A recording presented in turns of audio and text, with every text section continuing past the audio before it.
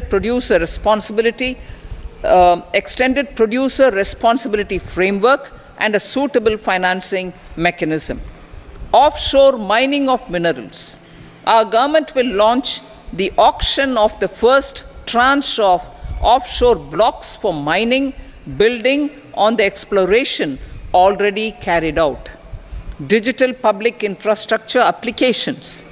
Turning to the services sector, I propose development of DPI applications at population scale for productivity gains, business opportunities, and innovation by the private sector.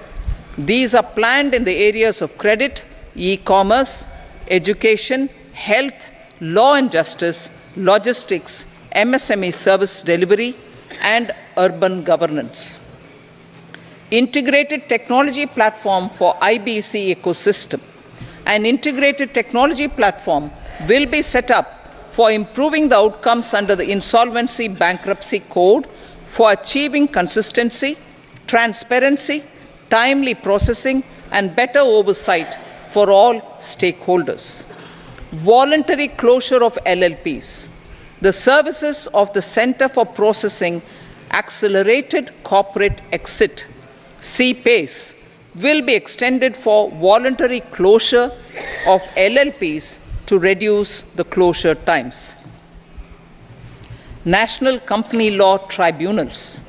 The IBC has resolved more than 1,000 companies, resulting in direct recovery of 3.3 lakh crore to creditors. 3.3 lakh crore rupees to creditors. In addition, 28,000 cases involving over 10 lakh crore rupees have been disposed of even prior to admission. Appropriate changes to the IBC, reforms and strengthening of the tribunal and appellate tribunals will be initiated to speed up insolvency resolution. Additional tribunals will be established. Out of those, some will be notified to decide cases exclusively under the Companies Act. Debt recovery. Steps for reforming and strengthening debt recovery tribunals will be taken. Additional tribunals will be established to speed up recovery. Priority 5, urban development. Cities as growth hubs. Working with states, our government will facilitate development of cities as growth hubs. This will be achieved through economic and transit planning and orderly development of peri-urban areas utilizing town planning schemes. Creative redevelopment of cities. For creative brownfield redevelopment of existing cities with a transformative impact, our government will formulate a framework for enabling policies, market-based mechanisms, and regulation. Transit-oriented development. Transit-oriented development plans for 14 large cities with a population above 30 lakh will be formulated, along with an implementation and financing strategy. Urban housing. Under the PM Awas Yojana, Urban 2.0, housing needs of 1 crore urban poor and middle-class families will be addressed with an investment of 10 lakh crore rupees. This will include the central assistance of 2.2 lakh crore rupees in the next 5 years. A provision of interest subsidy to facilitate loans at affordable rates is also envisaged. In addition, enabling policies and regulations for efficient and transparent rental housing markets with enhanced availability will also be put in place. Water supply and sanitation. In partnership with state governments and multilateral development banks, we will promote water supply, sewage treatments, and solid waste management projects and services for 100 large cities through bankable projects. These projects will also envisage use of treated water for irrigation and filling up of tanks in nearby areas, street markets. Building on the success of PM Swanidhi scheme in transforming the lives of street vendors, our government envisions a scheme to support each year over the next 5 years the development of 100 weekly hearts or street food hubs in select cities. Stamp duty. We will encourage states which continue to charge high stamp duty to moderate the rates for all and also consider further lowering duties for properties purchased by women. This reform will be made an essential component of urban development schemes. Priority 6, energy security, energy transition. In the interim budget, I had announced our strategy to sustain high and more resource-efficient economic growth, along with the energy security in terms of availability, accessibility, and affordability. We will bring out a policy document on appropriate energy transition pathways that balances the imperatives of employment, growth, and environmental sustainability. PM Surya Ghar Muft Bijli Yojana. PM Surya Ghar Muft Bijli Yojana. In line with the announcement in the interim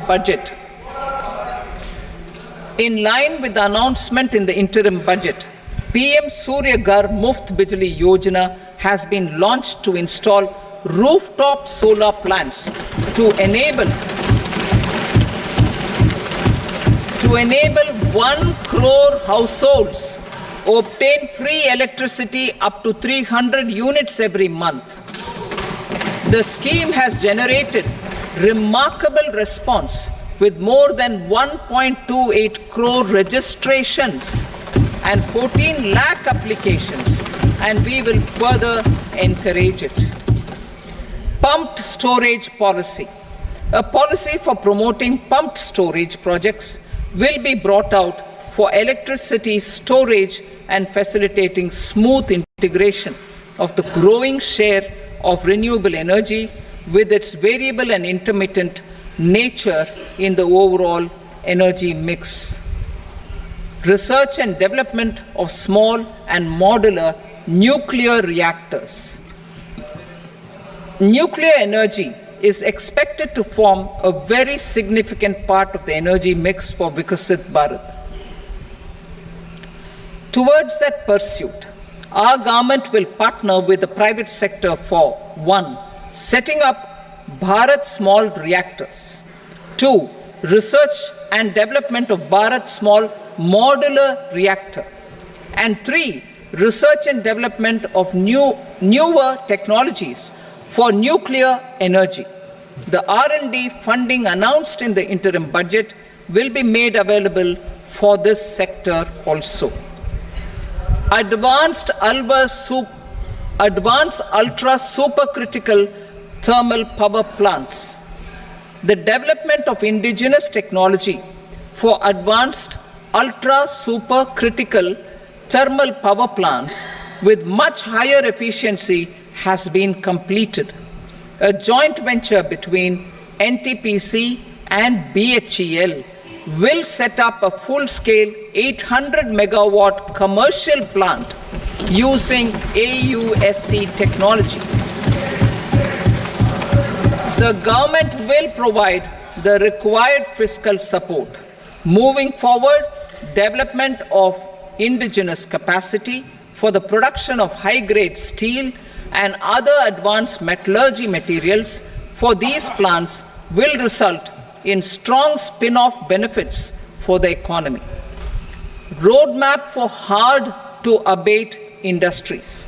A roadmap for moving the hard-to-abate industries from energy efficiency targets to emission targets will be formulated. Appropriate regulations for transition of these industries from the current perform, achieve, and trade mode to Indian carbon market mode will be put in place. Support to traditional micro and small industries. An investment-grade energy audit of traditional micro and small industries in 60 clusters, including brass and ceramic, will be facilitated. Financial support will be provided for shifting them to cleaner forms of energy and implementation of energy efficiency measures. The scheme will be replicated in another 100 clusters in the next phase. Priority 7, infrastructure investment by central government. Significant investment the central government has made over the years in building and improving infrastructure has had a strong multiplier effect on the economy. We will endeavor to maintain strong fiscal support for infrastructure over the next 5 years in conjunction with imperatives of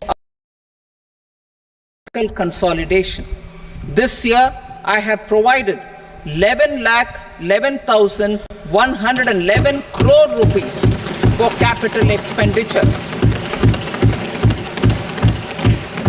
This would be 3.4% of our GDP. Infrastructure investment by state governments. We will encourage states to provide support of similar scale for infrastructure, subject to their development priorities. A provision of 1.5 lakh crore rupees for long-term interest-free loans have been made this year also to support the states in their resource allocation. Private investment in infrastructure. Investment in infrastructure by private sector will be promoted through viability gap funding and enabling policies and regulations. A market-based financing framework will be brought out. Pradhan Mantri Gram Sadak Yojana. Phase 4 of the PMGSY will be launched to provide all-weather connectivity to 25,000 rural habitations, which have become eligible in view of their population increase. Irrigation and flood mitigation. Bihar has frequently suffered from floods, many of them originating outside the country. Plans to build flood control structures in Nepal are yet to progress.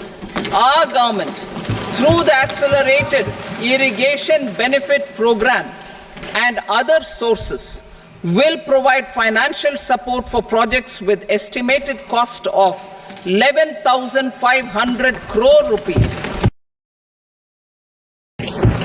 such as the Kosi-Michi intra-state link and 20 other ongoing and new schemes, including barrages, river pollution abatement, and irrigation projects. In addition, survey and investigation of Kosi-related flood mitigation and irrigation projects will be undertaken.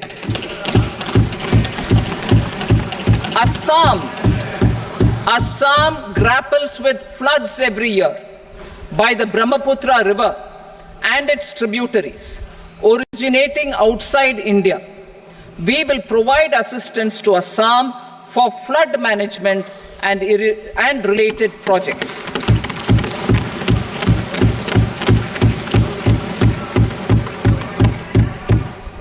Himachal Pradesh suffered extensive losses due to floods last year. Our government will provide assistance to the state for reconstruction and rehabilitation through multilateral development assistance.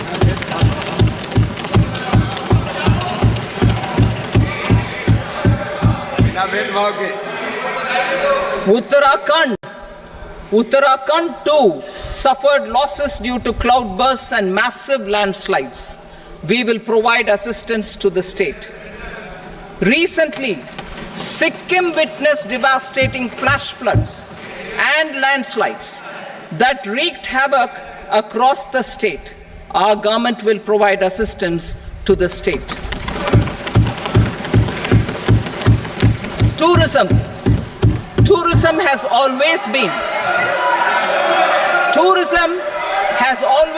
a part of our civilization.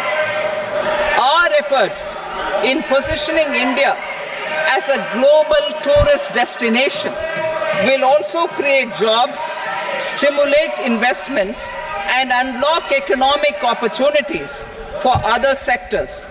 In addition to the measures outlined in the interim budget, I propose the following measures. Vishnupad Temple at Gaya and Mahabodhi Temple at Bodh Gaya in Bihar are of immense spiritual significance.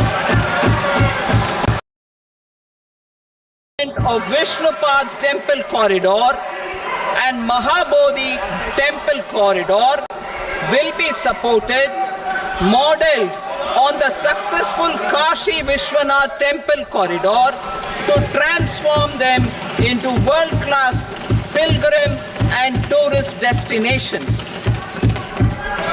Rajgir holds immense religious significance for Hindus, Buddhists and Jains. The 20th Tirthankara Muniswarata temple in the Jain temple complex is ancient. The Saptarishi or the 7 hot springs form a warm water Brahmkund that is sacred. A comprehensive development initiative for Rajgir will be undertaken. Our government will support the development of Nalanda as a tourist center, besides reviving Nalanda University to its glorious stature. Odisha's scenic beauty, temples, monuments, craftsmanship, wildlife sanctuaries, natural landscapes, and pristine beaches make it an ultimate tourism destination. Our government will provide assistance for their development to Odisha as well. Priority 8, innovation, research and development. We will operationalize the Anusandhan National Research Fund for basic research and prototype development. Further, we will set up a mechanism for spurring private sector-driven research and innovation at commercial scale with a financing pool of 1 lakh crore rupees in line with the announcement in the interim budget. Space economy. With our continued emphasis on expanding the space economy by 5 times in the next 10 years, a venture capital fund of 1,000 crore rupees will be set up. Priority 9, next generation reforms. Economic policy framework.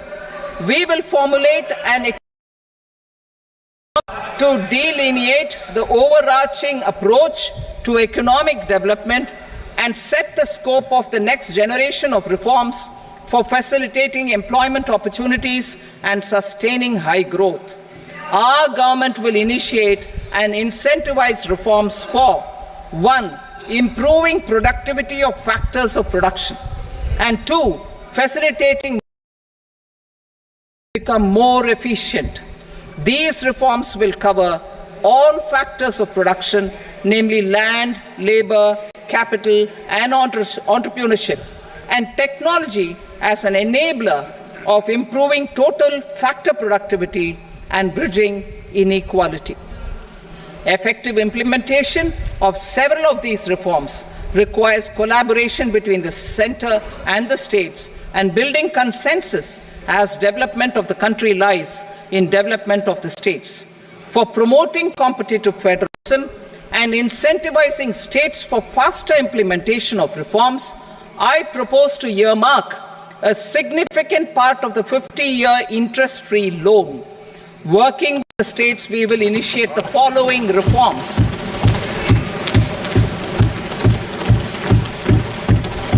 land-related reforms and actions, both in the rural and urban areas, will cover land administration, will cover 1. Land administration, planning and management, and 2. Urban planning usage and building bylaws. These will be incentivized for completion within the next 3 years through appropriate fiscal support. Rural land-related actions. Rural land-related actions will include 1.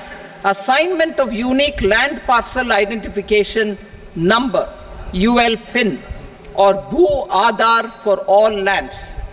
2. Digitization of cadastral maps. 3. Subdivisions, survey of map subdivisions as per current ownership. 4. Establishment of land registry. And 5. Linking to the farmers registry. These actions will also facilitate credit flow and other agricultural services. Urban land-related actions. Land records in urban areas will be digitized with GIS mapping. An IT-based system for property record administration, updating, and tax administration will be established. These will also facilitate improving the financial position of urban local bodies. Labor-related reforms. Services to labor.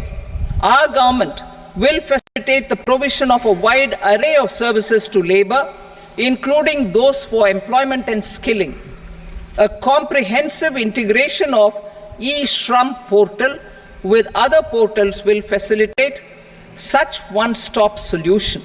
Open architecture databases for the rapidly changing labor market, skill requirements, and available job roles, and a mechanism to connect job aspirants with potential employers and skill providers will be covered in these services. Shram Suvidha and Samadhan portal. Shram Suvidha and Samadhan portal will be revamped to enhance ease of compliance for industry and trade. Capital and entrepreneurship related reforms. Financial sector vision and strategy. For meeting financing needs of the economy, our government will bring out a financial sector vision and strategy document to prepare the sector in terms of size, capacity, and skills. This will set the agenda for the next 5 years and guide the work of the government, regulators, financial institutions, and market participants. Taxonomy for climate finance. We will develop taxonomy for climate finance for enhancing the availability of capital for climate adaptation and mitigation. This will support achievement of the country's climate commitments and green transition. Variable capital company structure. We will seek the required legislative approval for providing an efficient and flexible mode for financing leasing of aircrafts and ships and pooled funds of private equity through a variable company structure. Foreign direct investment. The rules and regulations for foreign direct investment and overseas investments will be simplified to 1. Facilitate foreign direct investments, 2. Nudge prioritization, and 3. Currency for overseas investment. NPS Vatsalya. NPS Vatsalya, a plan for contribution by parents and guardians for minors, will be started. On attaining the age of majority, the plan can be converted seamlessly into a normal NPS account. Use of technology. We have successfully used technology for improving productivity and bridging inequality in our economy during the past 10 years. Public investment in digital infrastructure and innovations by the private sector have helped in improving access of all citizens, particularly the common people, to market resources, education, health and services. We will step up adoption of technology towards digitalization of the economy. Ease of doing business. For enhancing ease of doing business, we are already working on the Jan Vishwas Bill 2.0. Further, states will be incentivized for implementation of the business reforms, action plans, and digitalization. Data and statistics. For improving data governance, collection, statistics, different sectoral databases, including those established under the Digital India Mission, will be utilized with active use of technology tools. New pension scheme. The committee to review the NPS has made considerable progress in its work. I am happy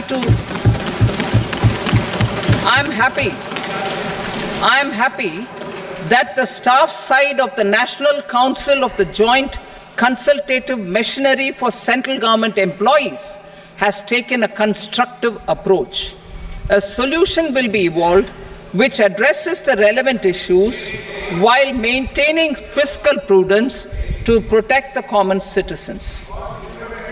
Budget estimates for 24-25. For the year 24-25, total receipts other than borrowings and the total expenditure are estimated at 32.07 lakh crore rupees and 48.21 lakh crore rupees respectively.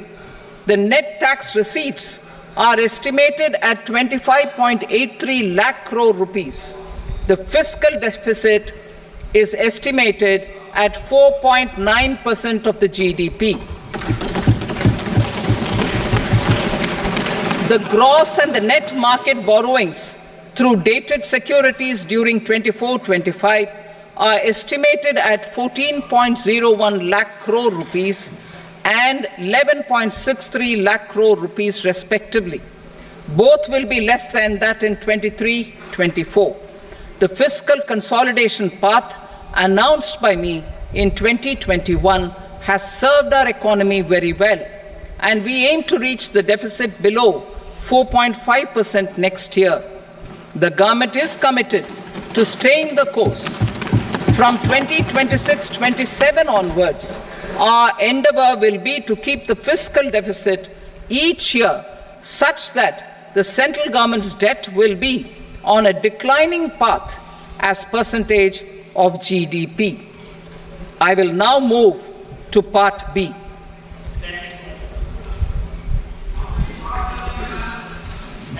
Indirect taxes. Sir, I start with GST. It has decreased tax incidence on the common man, reduced compliance burden and logistics cost for trade and industry, and enhanced revenues of the central and the state governments. It is a success of vast proportions. To multiply the benefits of GST, we will strive to further simplify and rationalize the tax structure and endeavor to expand it to the remaining sectors. My proposals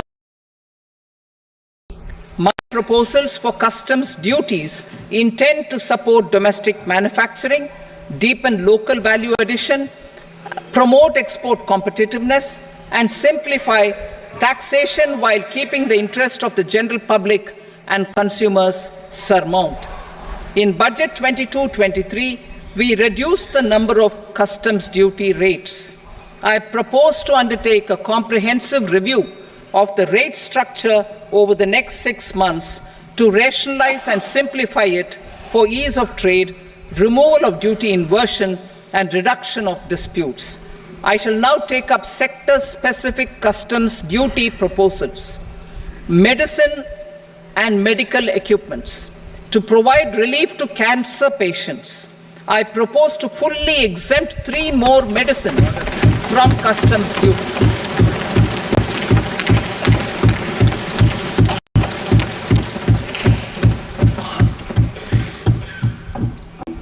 I also propose changes in the BCD on X-ray tubes and flat panel detectors for use in medical X-ray machines under the phased manufacturing program so as to synchronize them with the domestic capacity addition. Mobile phone and related parts. With a threefold increase in domestic production and almost 100-fold jump in exports of mobile phones over the last 6 years, the Indian mobile industry has matured. In the interest of consumers, I now propose to reduce the BCD on mobile phone, mobile PCBA, and mobile charger to 15%. Minerals such as lithium, copper, cobalt, and rare earth elements are critical for sectors like nuclear energy, renewable energy, space, defense, telecommunications, and high-tech electronics. I propose to fully exempt customs duties on 25 critical minerals and reduce BCD on 2 of them. This will provide a major fillip to the processing and refining of such minerals and help secure their availability for these strategic and important sectors. Solar energy. Energy transition is critical in the fight against climate change. To support energy transition, I propose to expand the list of exempted capital goods for use in the manufacture of solar cells and panels in the country. Further, in view of sufficient domestic manufacturing capacity of solar gas, glass, and tinned copper interconnect, I propose not to extend the exemption of custom duties provided to them. Marine products. India's seafood exports in the last financial year touched an all-time high of more than 60,000 crores of rupees. Frozen shrimp accounted for about 2/3 of these exports. To enhance their competitiveness, I propose to reduce BCD on certain broodstock, polychaete worms, shrimp, and fish feed to 5%. I also propose to exempt customs duty on various inputs for manufacture of shrimp and fish feed. Leather and textile. Similarly, to enhance the competitiveness of exports in the leather and textile sectors, I propose to reduce BCD on real down-filling material from duck or goose. I am also making additions to the list of exempted goods for manufacture of leather and textile garments, footwear, and other leather articles for export. To rectify inversion in duty, I propose to reduce BCD subject to conditions on methylene diphenyl diisocyanate MDI for manufacture of spandex yarn from 7.5 to 5%. Furthermore, the export duty structure on raw hides, skin, and leather is proposed to be simplified and rationalized. Precious metals. To enhance domestic value addition in gold and precious metal jewelry in the country, I propose to reduce customs duties on gold and silver to 6% and that of platinum to 6.4%. Other metals. Steel and copper are important raw materials. To reduce their cost of production, I propose to remove the BCD on ferronickel and blister copper. I am also continuing with nil BCD on ferrous scrap and nickel cathode and concessional BCD of 2.5% on copper scrap. Electronics. To increase value addition in the domestic electronics industry, I propose to remove the BCD subject to conditions on oxygen-free copper for manufacture of resistors. I also propose to exempt certain parts for manufacture of connectors. Chemicals and petrochemicals. To support existing and new capacity, I propose to increase the BCD on ammonium nitrate from 7.5% to 10%. Plastics, PVC flex banners are non-biodegradable and hazardous for environment and health. To curb their imports, I propose to raise the BCD on them from 10 to 25%. Telecommunication equipment. To incentivize domestic manufacturing, I propose to increase the BCD from 10 to 15% on PCBA of specified telecom equipment. Trade facilitation. To promote domestic aviation and boat and ship MRO, I propose to extend the period for export of goods imported for repairs from 6 months to 1 year. I'll read that again. To promote domestic aviation and boat and ship maintenance, repair and operations, I propose to extend the period for export of goods imported for repairs from 6 months to 1 year. In the same vein, I propose to extend the time limit for re-import of goods for repairs under warranty from 3 to 5 years. I now move to direct taxes. We will continue our efforts to simplify taxes, improve taxpayer services, provide tax certainty, and reduce litigation while enhancing revenues for funding the development and welfare schemes of the government. It has been our endeavor to simplify taxation. We have taken a number of measures in the last few years, including introduction of simplified tax regimes without exemptions and deductions for corporate tax and for personal income tax. This has been appreciated by taxpayers. 58% of corporate tax came from the simplified tax regime in the financial year 22-23. Similarly, as per data available till now, for the last fiscal, more than 2/3 have availed the new personal income tax regime. Comprehensive review of the Income Tax Act. I am now announcing a comprehensive review of the Income Tax Act 1961. The purpose is to make the Act concise, lucid, easy to read and understand. This will reduce disputes and litigation, thereby providing tax certainty to the taxpayers. I will also bring down the demand embroiled in litigation. It is proposed to be completed in 6 months. A beginning is being made in the finance bill by simplifying the tax regime for charities, TDS rate structures, provisions of reassessment and such provisions, and capital gains taxation. Simplification for charities and TDS. Two tax exemption regimes. The two tax exemption regimes for charities are proposed to be merged into one. The 5% TDS rate on many payments is being merged into the 2% TDS rate, and the 20% TDS rate on repurchase of units by mutual funds or UTI is being withdrawn.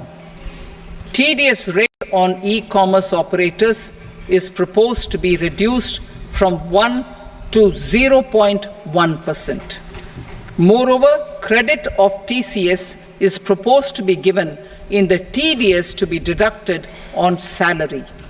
Further, I propose to decriminalize delay TDS up to the due date of filing statement for the same. I also plan to provide a standard operating procedure for TDS defaults and simplify and rationalize the compounding guidelines for such defaults. Simplification of reassessment. I propose to thoroughly simplify the provisions for reopening and reassessment. An assessment hereinafter can be reopened beyond 3 years from the end of the assessment year only if the escaped income is 50 lakh rupees or more, up to a maximum period of 5 years from the end of the assessment year. Even in such cases, a time limit of 6 years before the year of the search, as against the existing time limit of 10 years, is being proposed. This will reduce tax uncertainty and disputes. Simplification and rationalization of capital gains. Capital gains taxation is also proposed to be hugely simplified. Short-term gains on certain financial assets shall henceforth attract a tax rate of 20%, while that on all other financial assets and all non-financial assets shall continue to attract the applicable tax rate. Long-term gains on all financial and non-financial assets, on the other hand, will attract a tax rate of 12.5%. For the benefit of the lower and the middle income classes, I propose to increase the limit of exemption of financial assets to 1.25 lakh rupees per year. Listed financial assets held for more than a year will be classified as long-term, while unlisted financial assets and all non-financial assets will have to be held for at least 2 years to be classified as long-term. Unlisted bonds and debentures, debt mutual funds, and market-linked debentures, irrespective of holding period, however, will attract tax on capital gains at applicable rates. Taxpayer services. All the major taxpayer services under GST and most services under customs and income tax have been digitalized.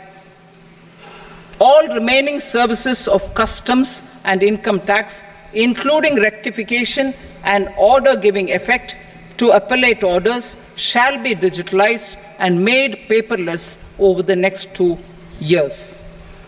Litigation and appeals. While our concerted efforts to reduce pendency of appeals at various appellate fora are beginning to show good results, it will continue to engage our highest attention. To dispose of the backlog of first appeals, I plan to deploy more officers to hear and decide such appeals. Large tax effect.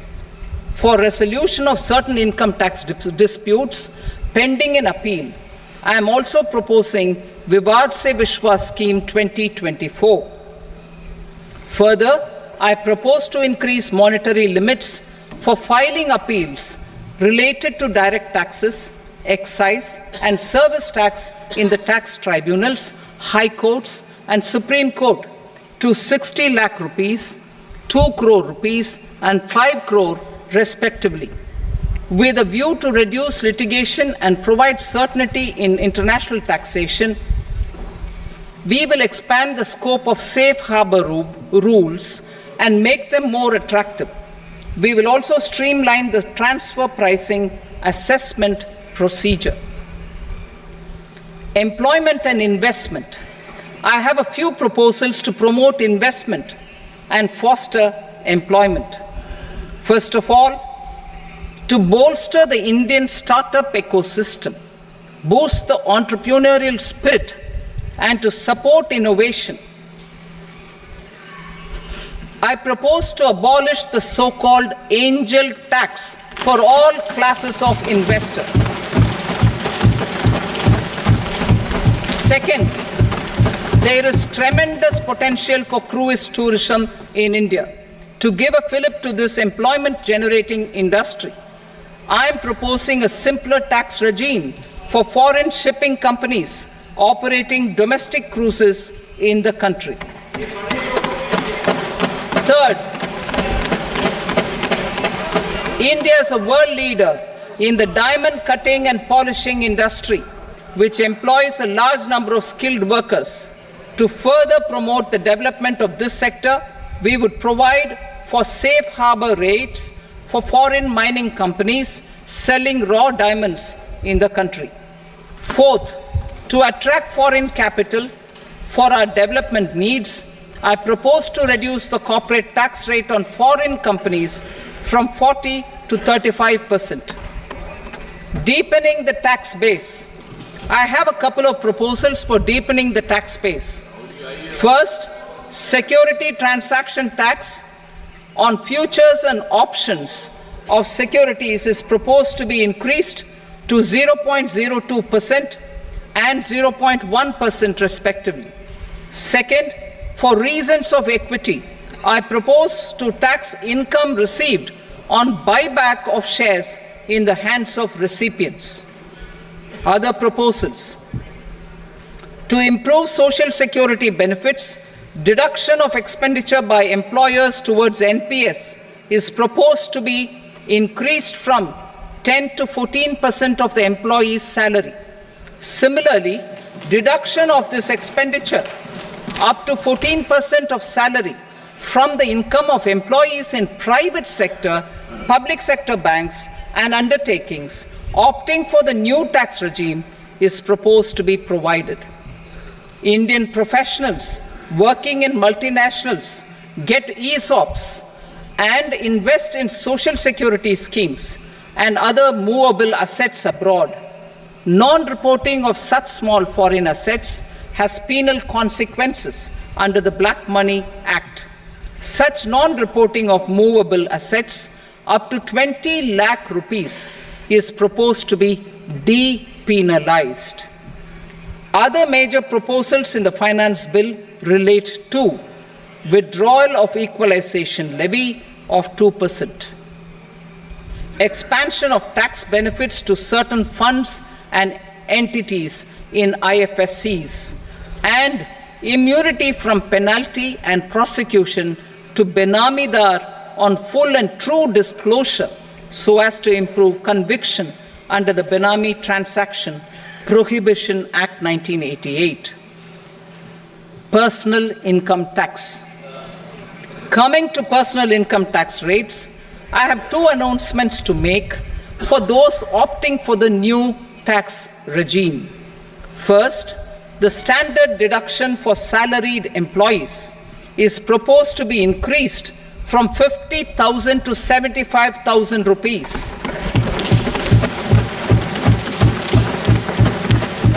Similarly, deduction on family pension for pensioners is proposed to be enhanced from 15,000 to 25,000 rupees. This will provide relief to about 4 crore salaried individuals and pensioners.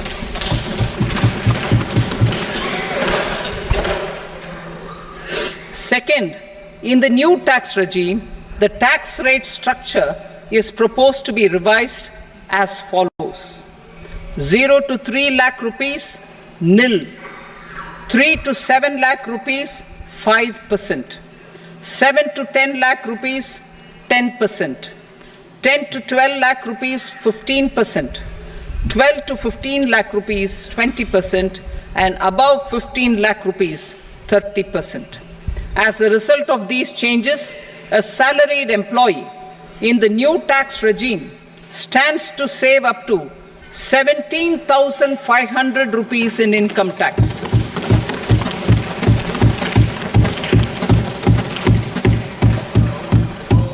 Apart from these, I am also making some other changes as given in the annexure. As a result of these proposals, revenue of about 37,000 crore, that is 29,000 crore in direct taxes and 8,000 crore in indirect taxes, will be foregone, while revenue of about 30,000 crore rupees will be additionally mobilized. Thus, the total revenue foregone is about 7,000 crores annually. Mr. Speaker, sir, with this, I commend the budget to this august House. Jai Hind.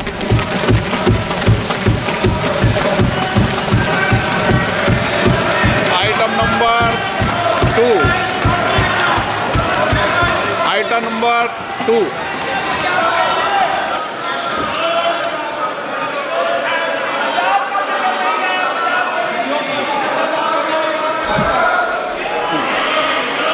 2. Sir, with your permission, I rise to lay on the table the following statements under Section 3 of the Fiscal Responsibility and Budget Management, FRBM Act 2003, Medium-Term Fiscal Policy cum Fiscal Policy Strategy Statement and Macroeconomic Framework Statement.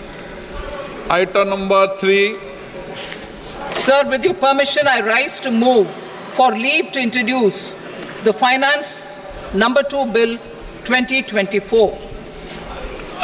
प्रश्न ये कि विधेयक को पुनर्स्थापित करने की अनुमति प्रदान की जाए। जो सदस्य इसके पक्ष में हाँ कहें, जो सदस्य विरोध में ना कहें। मेरे विचार में निर्णय हाँ वालों के पक्ष में अनुमति प्रदान की जाती है। माननीय मंत्री जी, अब विधेयक पुनर्स्थापित करें। Sir, I introduce the bill. Item number 4. The Union Territory of Jammu and Kashmir budget. Sir, I rise to present a statement, Hindi and English versions, of the estimated receipts and expenditure of the Union Territory of Jammu and Kashmir for the year 24-25. सभा की कार्रवाई कल बुधवार दिनांक 24 जुलाई 2024 को प्राप्त 11 बजे तक के लिए स्थगित की जाती है।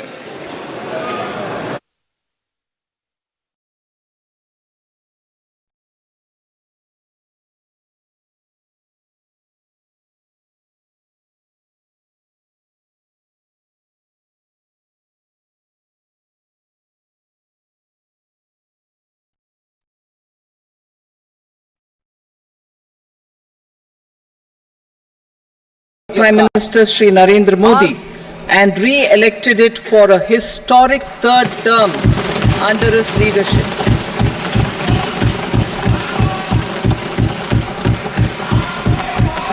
We are grateful for their support, faith, and trust in our policies. We are determined to ensure that all Indians, regardless of religion, caste, gender, and age, make substantial progress in realizing their life goals and aspirations. Global context. The global economy, while performing better than expected, is still in the grip of policy uncertainties.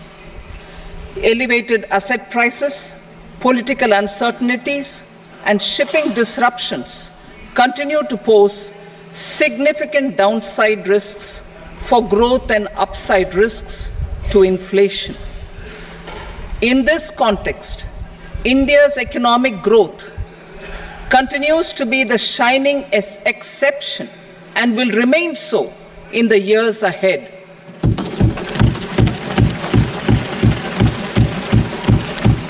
India's inflation continues to be low, stable, and moving towards the 4% target. Core inflation, that is non-food and non-fuel, currently is 3.1%. Steps are being taken to ensure supplies of perishable goods reach markets adequately. Interim budget. As mentioned in the interim budget, we need to focus on 4 major castes, namely the Garib, Mahilaye, Yuva, and Annadata, the poor, women, youth, and the farmer. For Annadata, we announced higher minimum support prices a month ago for all major crops, delivering on the promise of at least a 50% margin over costs. Pradhan Mantri Garib Kalyan Anna Yojana was extended for 5 years, benefiting more than 80 crore people. Administrative actions for approval and implementation of various schemes announced in the interim budget are well underway.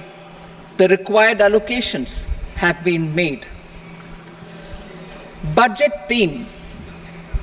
Turning attention to the full year and beyond in this budget, we particularly focus on employment, skilling, MSMEs, and the middle class. I am happy to announce the Prime Minister's package of 5 schemes and initiatives to facilitate employment, skilling, and other opportunities for 4.1 crore youth over a 5-year period, with a central outlay of 2 lakh crore rupees. I will speak about them shortly, while more details may be seen in the annexure. This year, I've made a provision of 1.48 lakh rupees, 1.48 lakh crore rupees for education, employment, and skilling. Budget priorities. The people have given a unique opportunity to our government to take the country on the path of strong development and an all-round prosperity.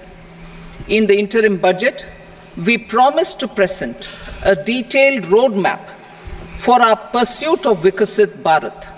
In line with the strategy set out in the interim budget, this budget envisages sustained efforts on the following 9 priorities for generating ample opportunities for all.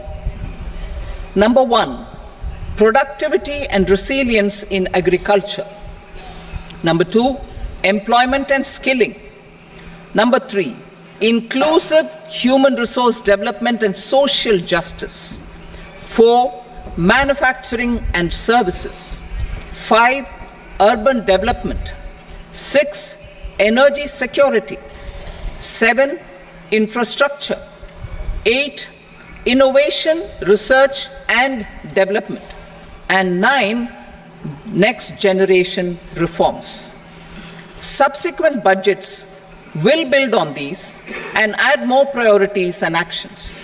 A more detailed formulation will be carried out as part of the economic policy framework, about which I will speak later in this speech. This budget details some of the specific actions to be initiated in the current year towards fulfillment of these priorities, with potential for transformative changes.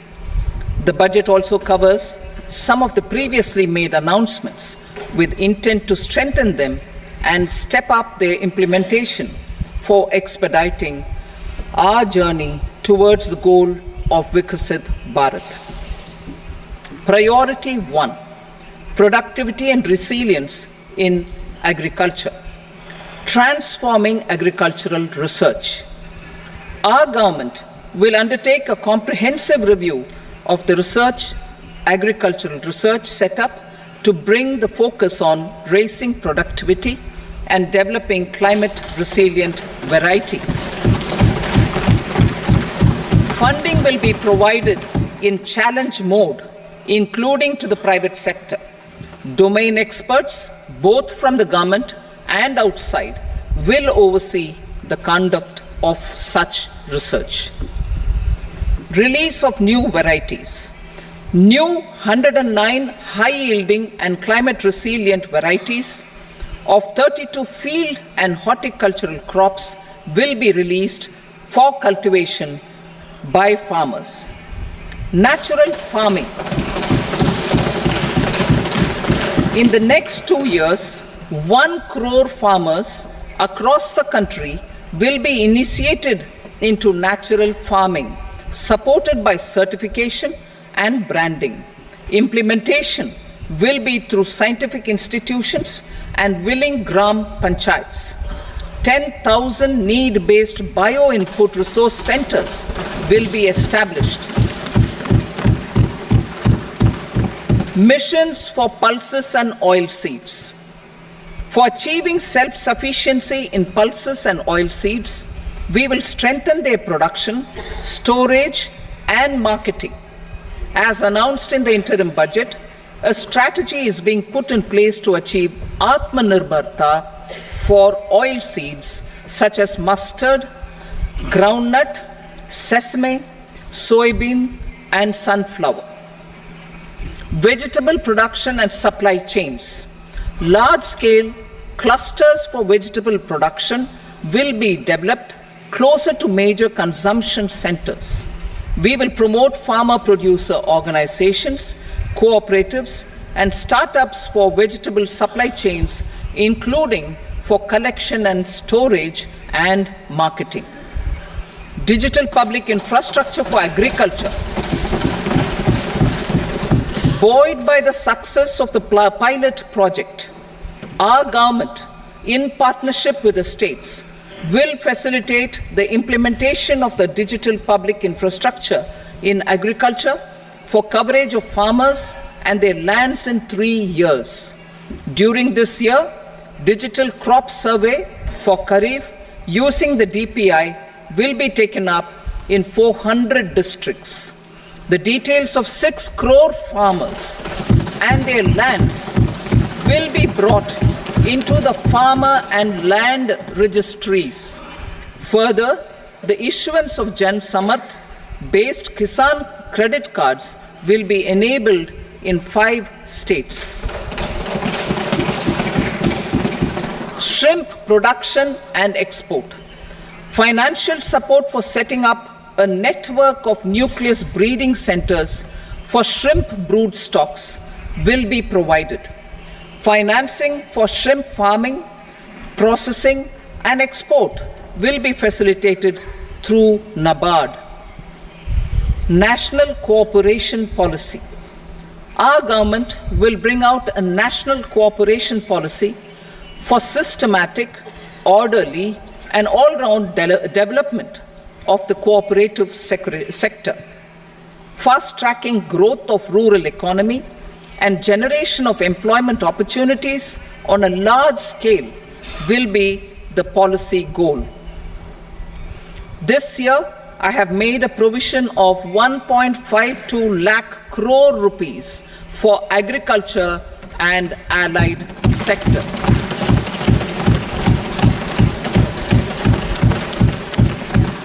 Priority 2, employment and skilling. Employment-linked incentive. Our government will implement following 3 schemes for employment-linked incentive as part of the Prime Minister's package. These will be based on enrollment in the EPFO and focus on recognition of first-time employees and support to employees and employers. Scheme A, first-timers. This scheme will provide 1 month wage to all persons newly entering the workforce in all formal sectors.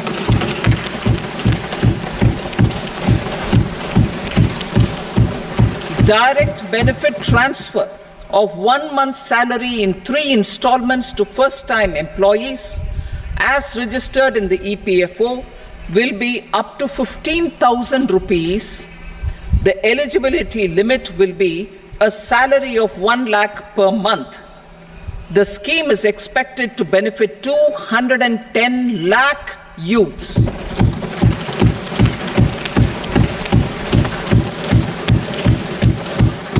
Scheme B, job creation in manufacturing.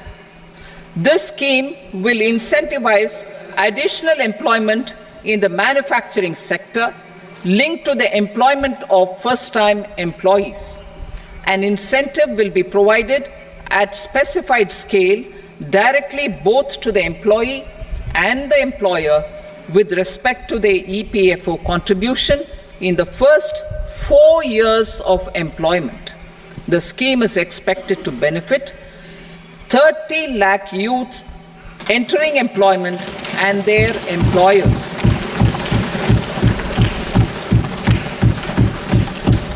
Scheme C, support to employers. This employer-focused scheme will cover additional employment in all sectors. All additional employment within a salary of 1 lakh rupee per month will be counted.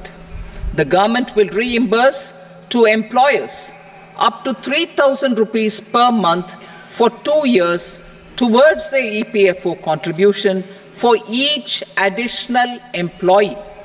The scheme is expected to incentivize additional employment of 50 lakh persons.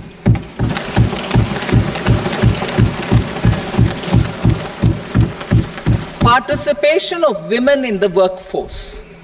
We will facilitate higher participation of women in the workforce through setting up of working women hostels in collaboration with industry and establishing creches. In addition, the partnership will seek to organize women-specific skilling programs and promotion of market access for women SHG enterprises. Skilling program. I'm happy to announce a new centrally sponsored scheme as the fourth scheme under the Prime Minister's package for skilling in collaboration with state governments and industry. 20 lakh youth will be skilled over a 5-year period.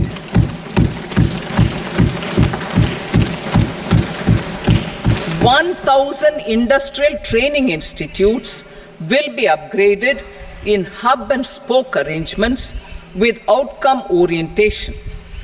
Course content and design will be aligned to the skill needs of industry, and new courses will be introduced for emerging needs." Skilling loans. The model skill loan scheme will be revised to facilitate loans up to 7.5 lakh rupees with a guarantee from a government-promoted fund. This measure is expected to help 25,000 students every year.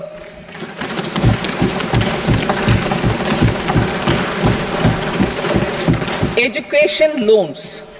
For helping our youth who have not been eligible for any benefit under government schemes and policies, I am happy to announce a financial support for loans up to 10 lakh rupees for higher education in domestic institutions.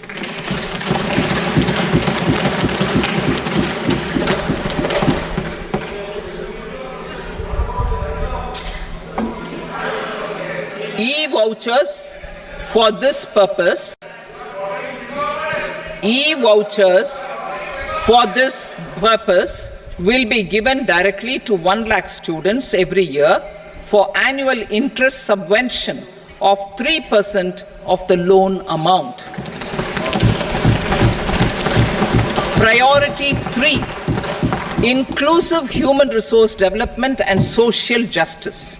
Saturation approach. Our government is committed to all-round, all-pervasive and all-inclusive development of people, particularly farmers, youth, women, and the poor. For achieving social justice comprehensively, the saturation approach of covering all eligible people through various programs, including those for education and health, will be adopted to empower them by improving their capabilities. Implementation of schemes meant for supporting economic is by craftsmen, artisans, self-help groups, scheduled caste, scheduled tribe, and women entrepreneurs and street vendors such as the PM Vishwakarma, PM Swanidhi, National Livelihood Missions, and Stand Up India will be stepped up. Purvodaya. The states in the eastern part of the country are rich in endowments and have strong cultural traditions. We will formulate a plan, Purvodaya, for the all-round development of the eastern region of the country, covering Bihar, Jharkhand, West Bengal, Odisha, and Andhra Pradesh. This will cover human resource development, infrastructure, and generation of economic opportunities to make the region an engine to attain Vikasit Bharat. On the Amritsar-Kolkata Industrial Corridor, we will support development of an industrial node at Gaya. This corridor will catalyze industrial development of the eastern region. the industrial node at Gaya will also be a good model for developing our ancient centers of cultural importance into future centers of modern economy. This model shall showcase Vikas B, Virasat B in our growth trajectory. We will also support development of road connectivity projects, namely 1. Patna-Purnia Expressway, 2. Buxar-Bhagalpur Expressway, 3. Bodh Gaya, Rajgir, Vaishali and Darbhanga spurs, and 4. Additional 2-lane bridge over River Ganga at Buxar at a total cost of 26,000 crore rupees.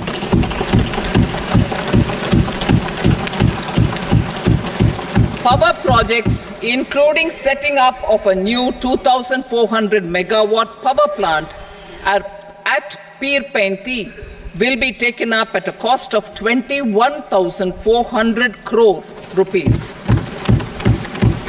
New airports, medical colleges, and sports infrastructure in Bihar will be constructed. An additional allocation to support capital investments will be provided. The requests of Bihar government for external assistance from multilateral development banks will be expedited.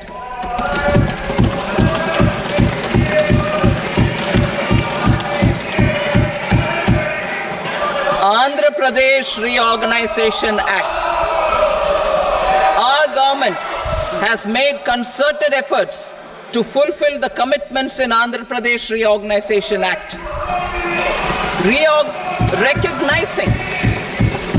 Recognizing the state's need for the capital, recognizing the state's need for a capital, we will facilitate special financial support through multilateral development agencies. In the current financial year, 15,000 crore rupees will be arranged with additional amounts in future years.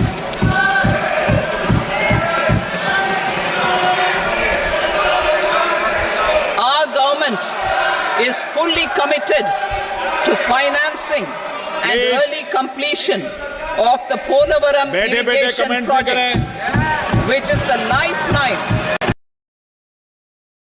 lifeline for Andhra Pradesh and its farmers. This will facilitate our country's food security as well. Under the Act, Andhra Pradesh Reorganization Act, for promoting industrial development, funds will be provided for essential infrastructure such as water, power, railways, and roads in Kopparthi node on the Visakhapatnam-Chennai industrial corridor and Varavakal node on the Hyderabad-Bangalore industrial corridor. An additional allocation will be provided this year towards capital investment for economic growth. Grants for backward regions of Rayalaseema, Prakasham, North Coastal Andhra, as stated in the Act, will be provided. PM Awas Yojana. 3 crore additional houses under the PM Awas Yojana in rural and urban areas in the country have been announced, for which the necessary allocations are being made. Women-led development. For promoting women-led development, the budget carries an allocation of more than 3 lakh crore for schemes benefiting women and girls. This signals our government's commitment for enhancing women's role in economic development. Pradhan Mantri Janjatiya Unnat Gram Abhiyan for improving the socio-economic condition of tribal communities. We will launch the Pradhan Mantri Janjatiya Unnat Gram Abhiyan by adopting saturation coverage for tribal families in tribal majority villages and aspirational districts.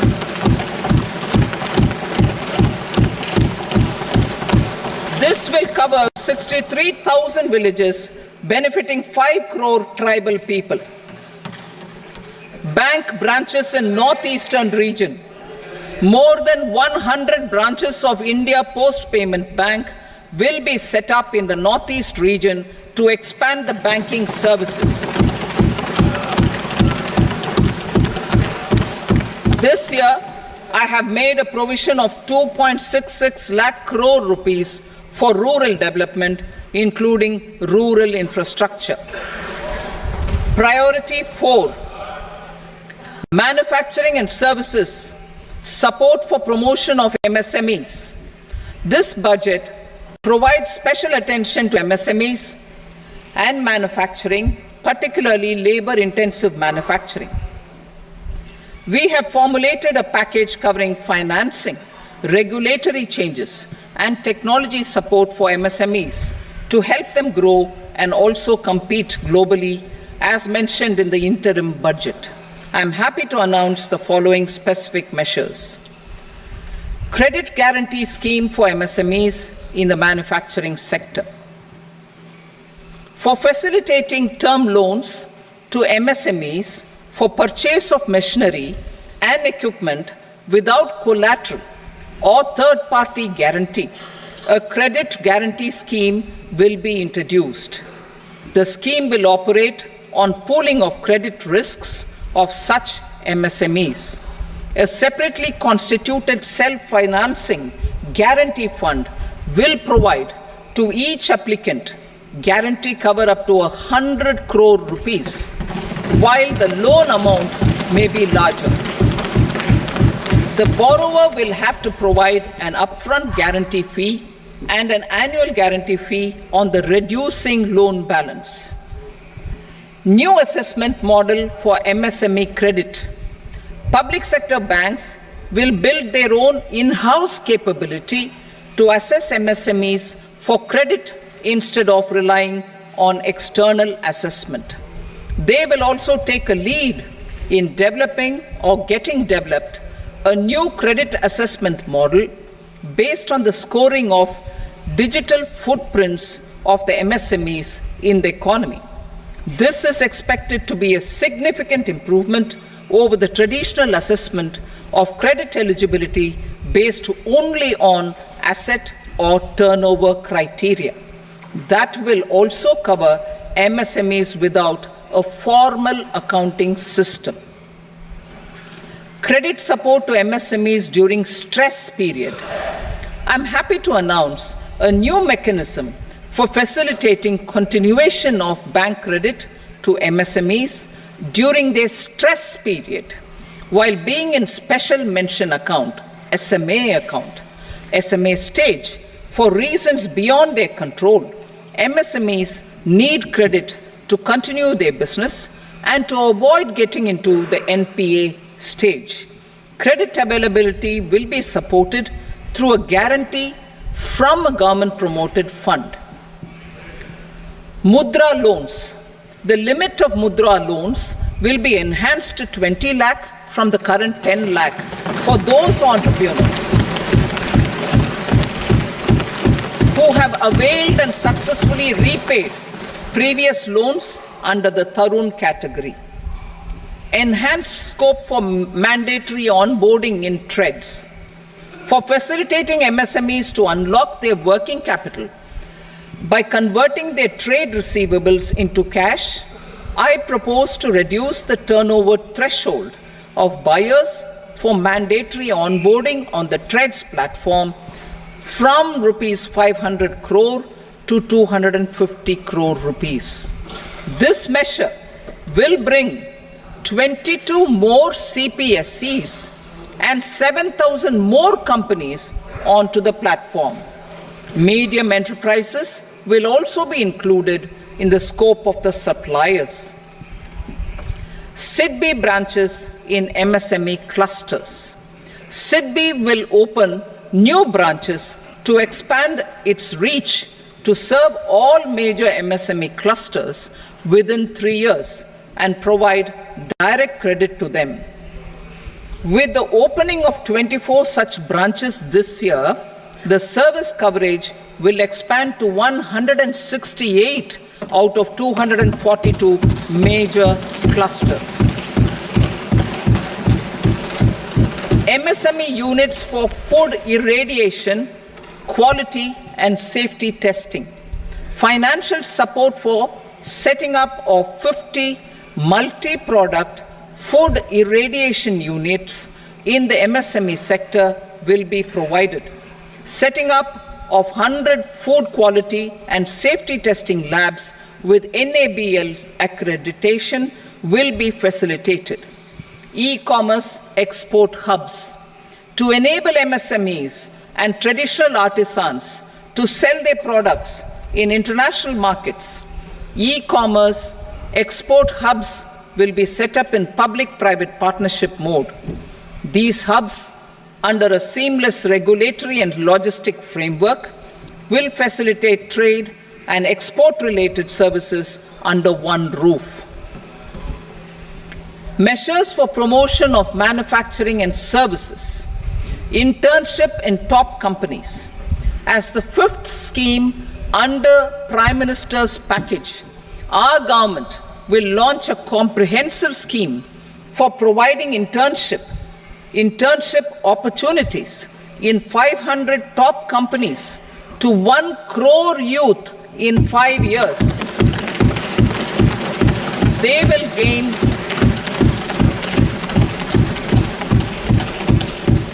will gain exposure for 12 months to real-life business environment, varied professions, and employment opportunities. An internship allowance of 5,000 per month, 5,000 rupees per month, along with a one-time assistance of 6,000 rupees will be provided. Companies will be expected to bear the training cost and 10% of their internship cost from their CSR funds. Industrial parks. Our government will facilitate development of investment-ready, plug-and-play industrial parks with complete infrastructure in or near 100 cities in partnership with the states and private sector by better using town planning schemes. 12 industrial parks under the National Industrial Corridor Development Program also will be sanctioned.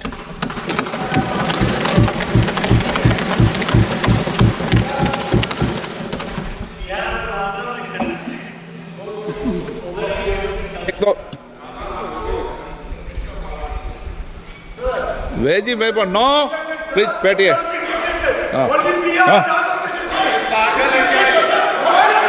Financial sector has helped in making savings, credit, and investments more efficient. Number 6, GIFT IFSC and the Unified Regulatory Authority, IFSCA, are creating a robust gateway for global capital and financial services for the economy. Number 7, proactive inflation management has helped keep inflation within the policy band. Now, the global context, Honorable Speaker, sir. Geopolitically, global affairs are becoming more complex and challenging with wars and conflicts. Globalization is being redefined with reshoring and friendshoring, disruption and fragmentation of supply chains, and competition for critical minerals and technologies. A new world order is emerging after the COVID pandemic. India assumed the G20 presidency during very difficult times for the world. The global economy was going through high inflation, high interest rates, low growth, very high public debt, low trade growth, and climate changes. The pandemic has led to a crisis of food, fertilizer, fuel, and finances for the world, while India successfully navigated its way. The country showed the way forward and built consensus on solutions for those global problems. The recently announced India-Middle East-Europe economic corridor is a strategic and economic game changer for India and others. In the words of Honorable Prime Minister, the corridor, and I quote, will become the basis of world trade for hundreds of years to come, and history will remember that this corridor was initiated on Indian soil, unquote. Vision for Vikasit Bharat. Our vision for Vikasit Bharat is that of prosperous Bharat in harmony with nature, with modern infrastructure, and providing opportunities for all citizens and all regions to reach their potential. With confidence arising from strong and exemplary track record of performance and progress, earning Sabka Vishwas, the next 5 years will be years of unprecedented development and golden moments to realize the dream of developed India by 2047. The trinity of demography, democracy, and diversity backed by Sabka Prayas has the potential to fulfill aspirations of every Indian. As Honorable Prime Minister in his Independence Day address to the nation mentioned, I quote, there is no dearth of opportunities, as many opportunities as we want. The country is capable of creating more opportunities. Sky is the limit, unquote. Strategy for Amrit Kal. Our government will adopt economic policies that foster and sustain growth, facilitate inclusive and sustainable development, improve productivity, create opportunities for all, help them enhance their capabilities, and contribute to generation of resources to power investments and fulfill aspirations. Guided by the principle, reform, perform, and transform, the government will take up next generation reforms and build consensus with the states and stakeholders for effective implementation. It is an important policy priority for our government to ensure timely and adequate finances, relevant technologies, and appropriate training for the micro, small, and medium enterprises, MSMEs, to grow and also compete globally. Orienting the regulatory environment to facilitate their growth will be an important element of this policy mix. Aligning with the Panchamrit goals, our government will facilitate sustaining high and more resource-efficient economic growth. This will work towards energy security in terms of availability, accessibility, and affordability. For meeting the investment needs, our government will prepare the financial sector in terms of size, capacity, skills, and regulatory framework. Aspirational Districts Program. Our government stands ready to assist the states in faster development of aspirational districts and blocks, including generation of ample economic opportunities. Development of the East. Our government will pay utmost attention to make the eastern region and its people a powerful driver of India's growth.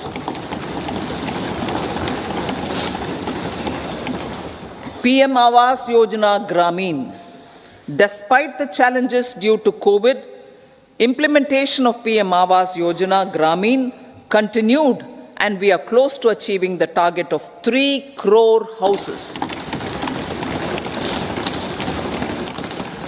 2 crore more houses will be taken up in the next 5 years to meet the requirement arising from increase in the number of families. Rooftop solarization and Muft Bijli. Through rooftop solarization, 1 crore households will be enabled to obtain up to 300 units free electricity every month. This scheme follows the resolve of Honorable Prime Minister on the historic day of consecration of Sri Ram Mandir in Ayodhya. Following benefits are expected. Savings up to 15 to 18,000 rupees annually for households from free solar electricity and selling the surplus to the distribution companies. Charging of electric vehicles. Entrepreneurship opportunities for a large number of vendors for supply and installation. Employment opportunities for the youth with technical skills in manufacturing, installation, and maintenance. Housing for middle class. Our government will launch a scheme to help deserving sections of the middle class, and I quote from Honorable Prime Minister's words, living in rented houses or slums or chawls and unauthorized colonies, unquote, to buy or build their own houses.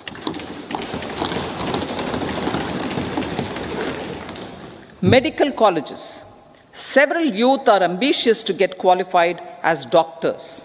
They aim to serve our people through improved healthcare services. Our government plans to set up more medical colleges by utilizing the existing hospital infrastructure under various departments. A committee for this purpose will be set up to examine the issues and make relevant recommendations. Cervical cancer vaccination. Our government will encourage vaccination for girls in the age group of 9 to 14 years for prevention of cervical cancer. Maternal and child health care. Various schemes for maternal and child care will be brought under one comprehensive program for synergy in implementation.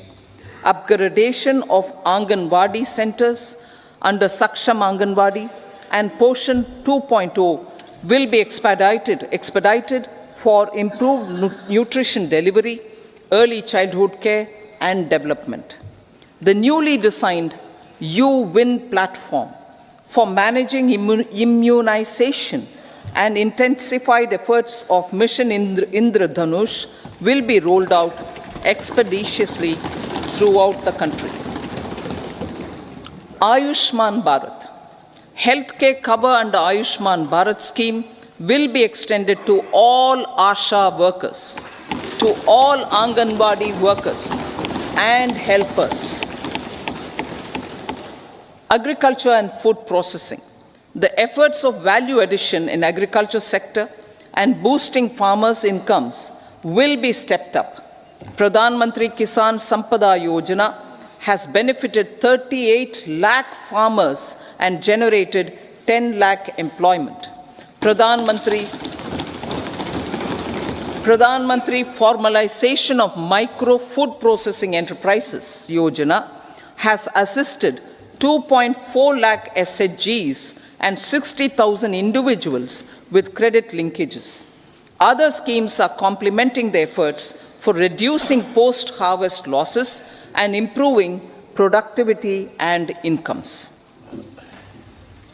For ensuring faster growth of the sector, our government will further promote private and public investment in post-harvest activities, including aggregation, modern storage, efficient supply chains, primary and secondary processing and marketing and branding.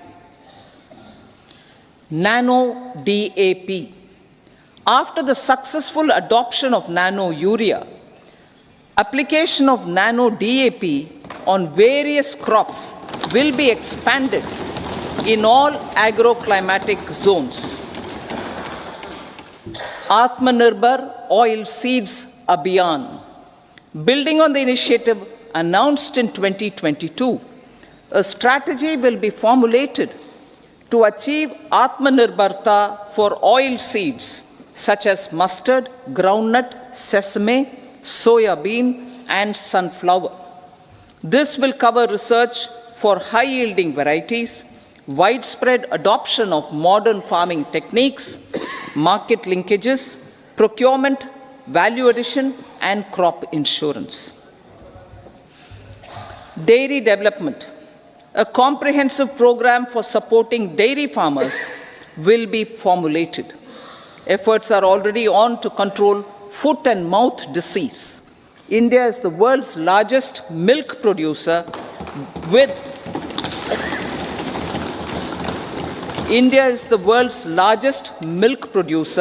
but with low productivity of milch animals.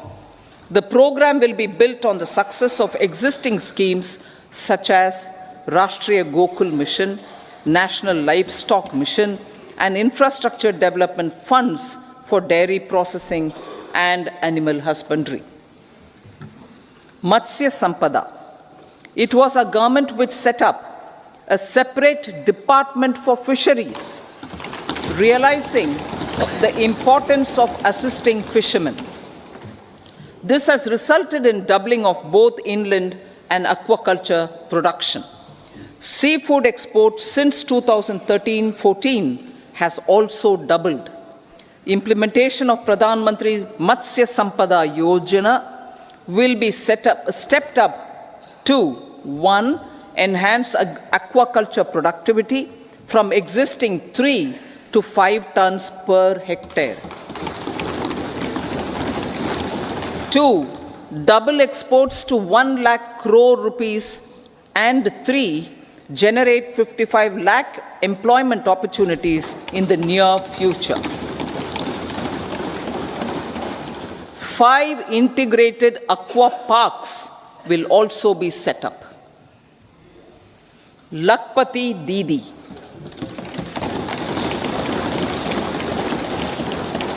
83 lakh SHGs.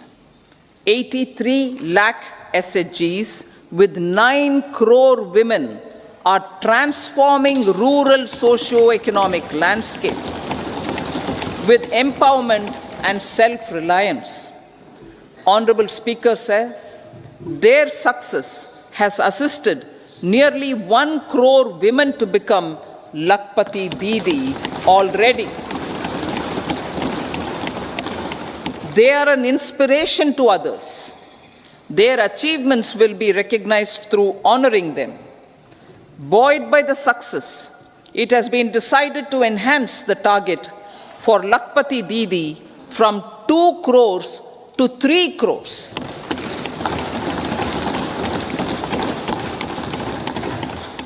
Technological changes, new age technologies and data are changing the lives of people and businesses.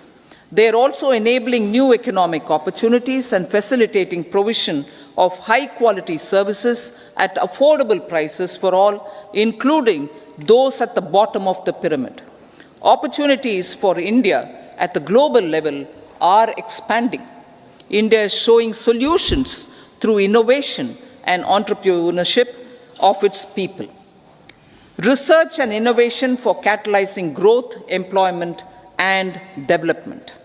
Prime Minister Lal Bahadur Shastri gave the slogan of Jai Jawan, Jai Kisan.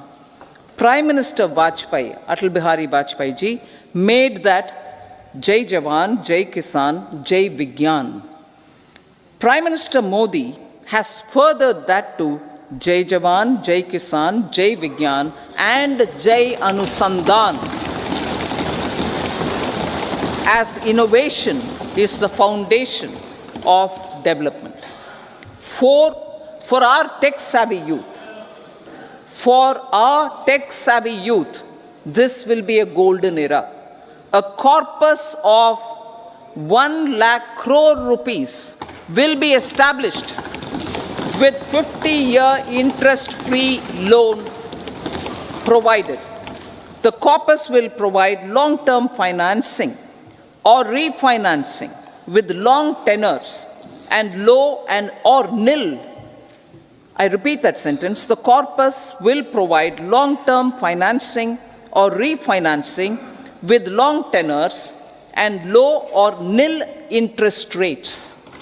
This will encourage the private sector to scale up research and innovation significantly in sunrise domains. We need to have programs that combine the powers of our youth and technology. A new scheme will be launched for strengthening deep tech technologies for defense purposes and expediting Atmanirbharta. Infrastructure development. Building on the massive tripling of the capital expenditure outlay in the past 4 years, resulting in huge multiplier impact on economic growth and employment creation, the outlay for the next year is being increased by 11.1% to 11,111 crore rupees. This would be 3.4% of our GDP. Railways. 3 major railway corridor programs will be implemented. These are energy, mineral, and cement corridor. Number 2, port connectivity corridors. And number 3, high traffic density corridors. The projects have been identified under the PM Gati Shakti for enabling multimodal connectivity. They will improve logistics efficiency and reduce cost. The resultant decongestion of the high traffic corridors will also help in improving operations of passenger trains, resulting in safety and higher travel speed for passengers. Together with dedicated freight corridors, these 3 economic corridor programs will accelerate our GDP growth and reduce logistic costs.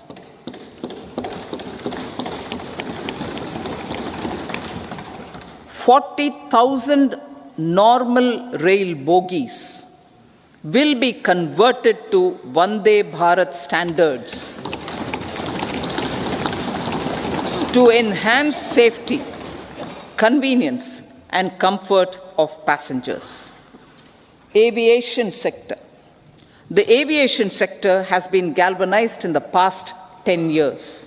Number of airports have doubled to 149. Rollout of air connectivity to Tier 2 and Tier 3 cities under Udan scheme has been widespread. 517 new routes are carrying 1.3 crore passengers. Indian carriers have proactively placed orders for over 1,000 new aircrafts.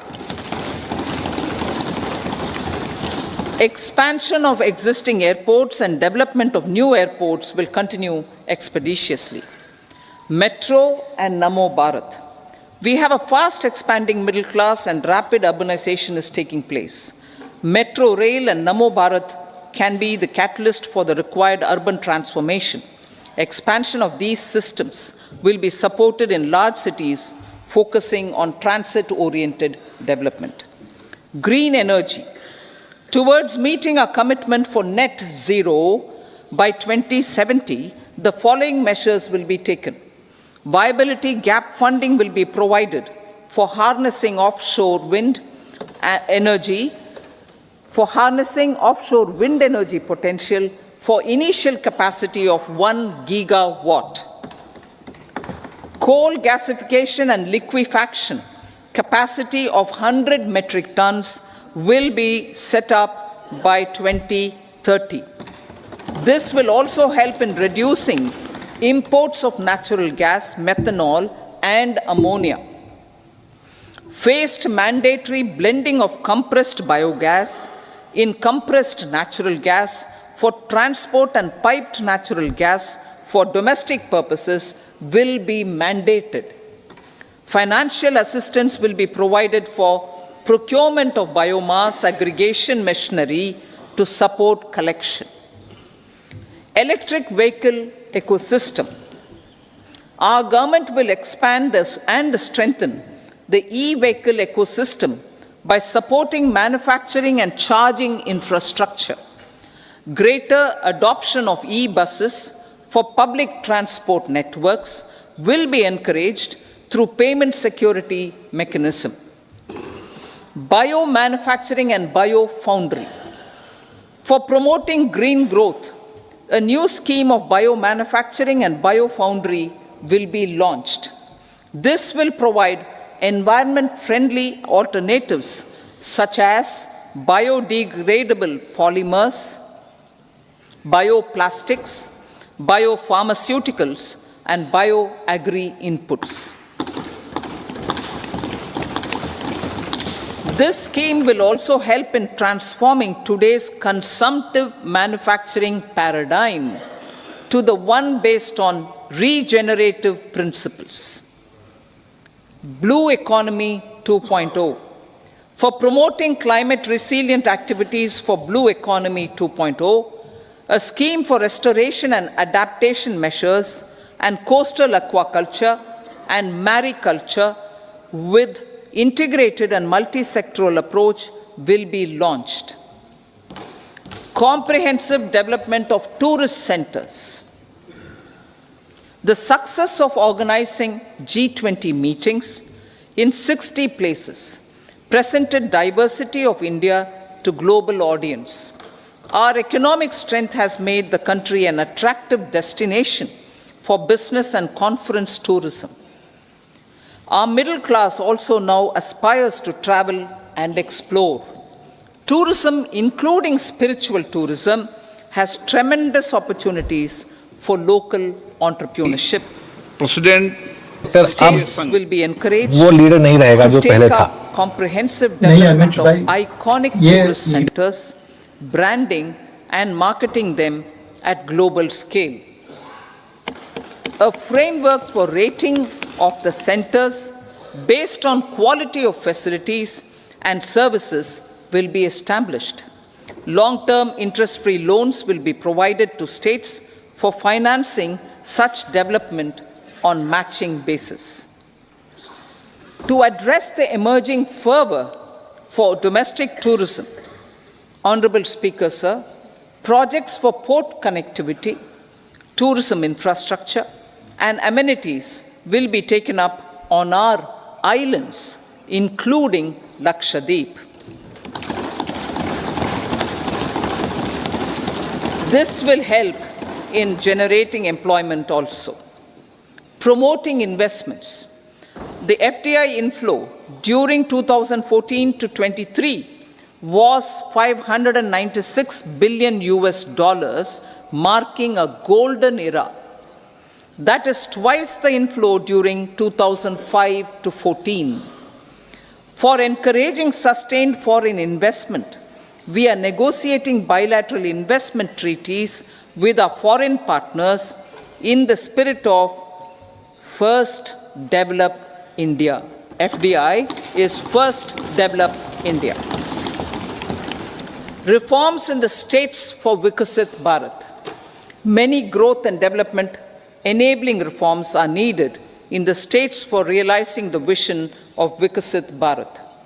A provision of 75,000 crore rupees as 50-year interest-free loan is proposed this year to support those milestone-linked reforms by the state governments. Societal changes. The government will form a high-powered committee for an extensive consideration of the challenges arising from fast population growth and demographic changes. The committee will be mandated to make recommendations for addressing these challenges comprehensively in relation to the goal of Vikasit have reposed their faith in the Amrit government Kaal led by as Honorable Kartavya Prime Kaal. Minister Shri Narendra Modi and re-elected it for a historic third term under his leadership.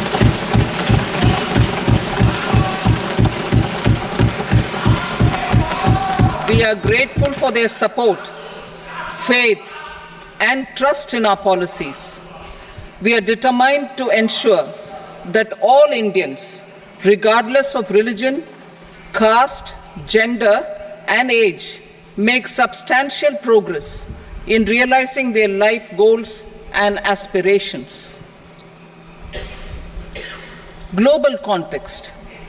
The global economy, while performing better than expected, is still in the grip of policy uncertainties. Elevated asset prices, political uncertainties, and shipping disruptions continue to pose significant downside risks for growth and upside risks to inflation.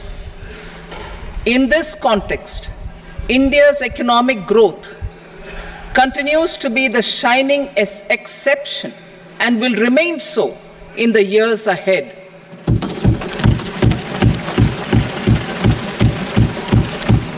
India's inflation continues to be low, stable, and moving towards the 4% target. Core inflation, that is non-food and non-fuel, currently is 3.1%. Steps are being taken to ensure supplies of perishable goods reach markets adequately. Interim budget. As mentioned in the interim budget, we need to focus on 4 major castes, namely the Garib, Mahilaye, Yuva, and Annadata, the poor, women, youth, and the farmer. For Annadata, we announced higher minimum support prices a month ago for all major crops, delivering on the promise of at least a 50% margin over costs. Pradhan Mantri Garib Kalyan Anna Yojana was extended for 5 years, benefiting more than 80 crore people. Administrative actions for approval and implementation of various schemes announced in the interim budget are well underway. The required allocations have been made. Budget theme. Turning attention to the full year and beyond in this budget, we particularly focus on employment, skilling, MSMEs, and the middle class. I am happy to announce the Prime Minister's package of 5 schemes and initiatives to facilitate employment, skilling, and other opportunities for 4.1 crore youth over a 5-year period, with a central outlay of 2 lakh crore rupees. I will speak about them shortly, while more details may be seen in the annexure. This year, I've made a provision of 1.48 lakh rupees, 1.48 lakh crore rupees for education, employment, and skilling. Budget priorities.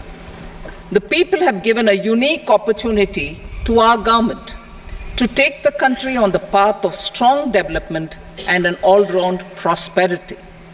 In the interim budget, we promise to present a detailed roadmap for our pursuit of Vikasit Bharat, in line with the strategy set out in the interim budget. This budget envisages sustained efforts on the following 9 priorities for generating ample opportunities for all. Number 1, productivity and resilience in agriculture. Number 2, employment and skilling.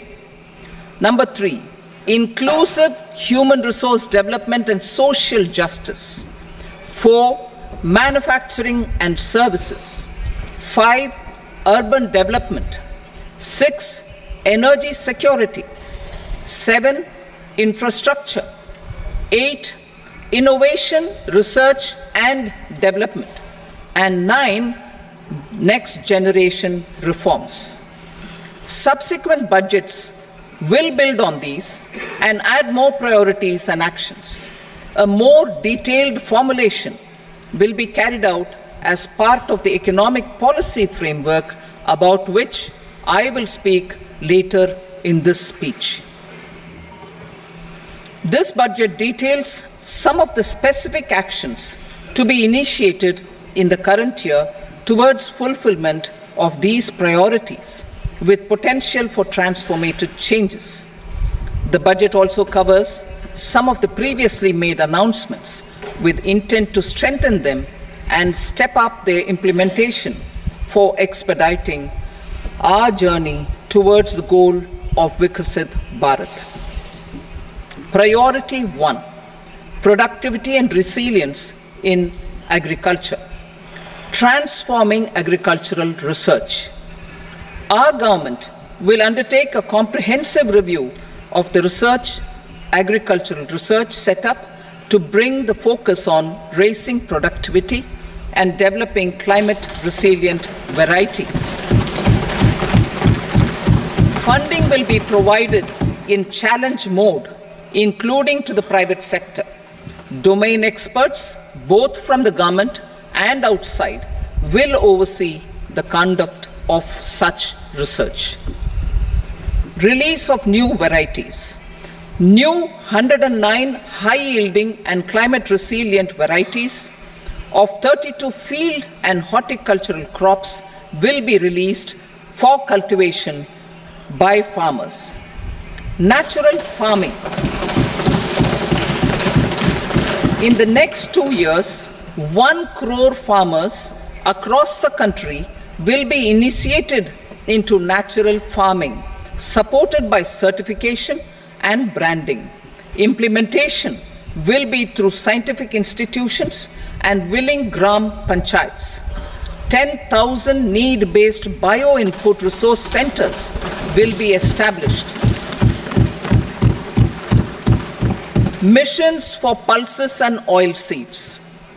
For achieving self-sufficiency in pulses and oilseeds, we will strengthen their production, storage, and marketing.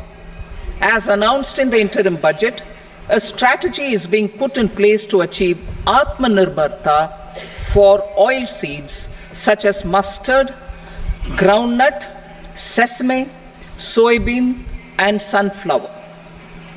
Vegetable production and supply chains.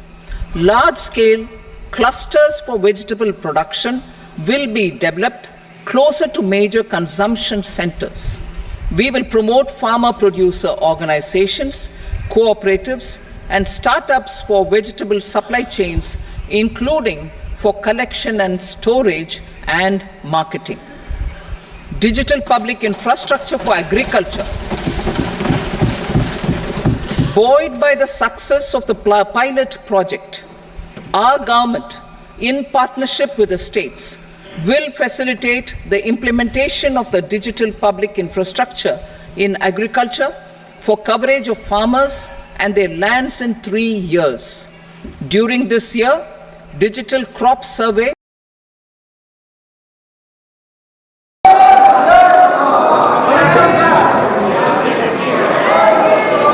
Item number 1,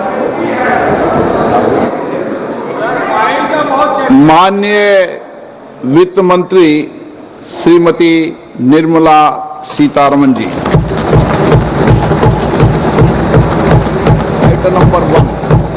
item number 1।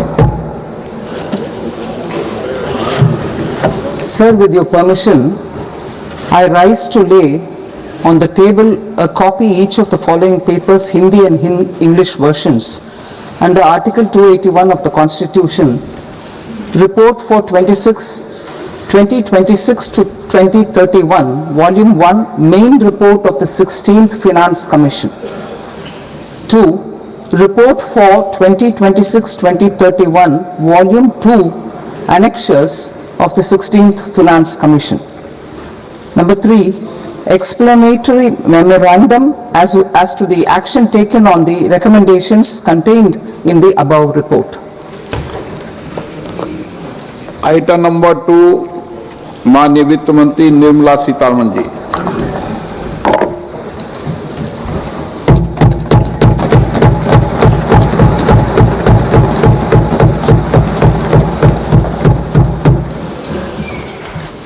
Honorable Speaker, sir, on the sacred occasion of Magh Purnima and the birth anniversary of Guru Ravidas, I present the budget for the year 2026-2027. Since we assumed office 12 years ago, India's economic trajectory has been marked by stability, fiscal discipline, sustained growth, and moderate inflation. This is the result of conscious choices we have made, even in times heightened uncertainty and disruption. Our government, led by Honorable Prime Minister Modi, has decisively and consistently chosen action over ambivalence, reform over rhetoric, and people over populism. We have pursued far-reaching structural reforms, fiscal prudence and monetary stability, whilst maintaining a strong thrust on public investment. Keeping Atmanirbharta as a lodestar, we have built domestic manufacturing capacity, energy security, and reduced critical import dependencies. Simultaneously, we have ensured that citizens benefit from every action of the government, undertaking reforms to support employment generation, agricultural productivity, household purchasing power, and universal services to people. These measures have delivered a high growth rate of around 7% and helped us make substantial strides in poverty reduction and improvement in the lives of our people.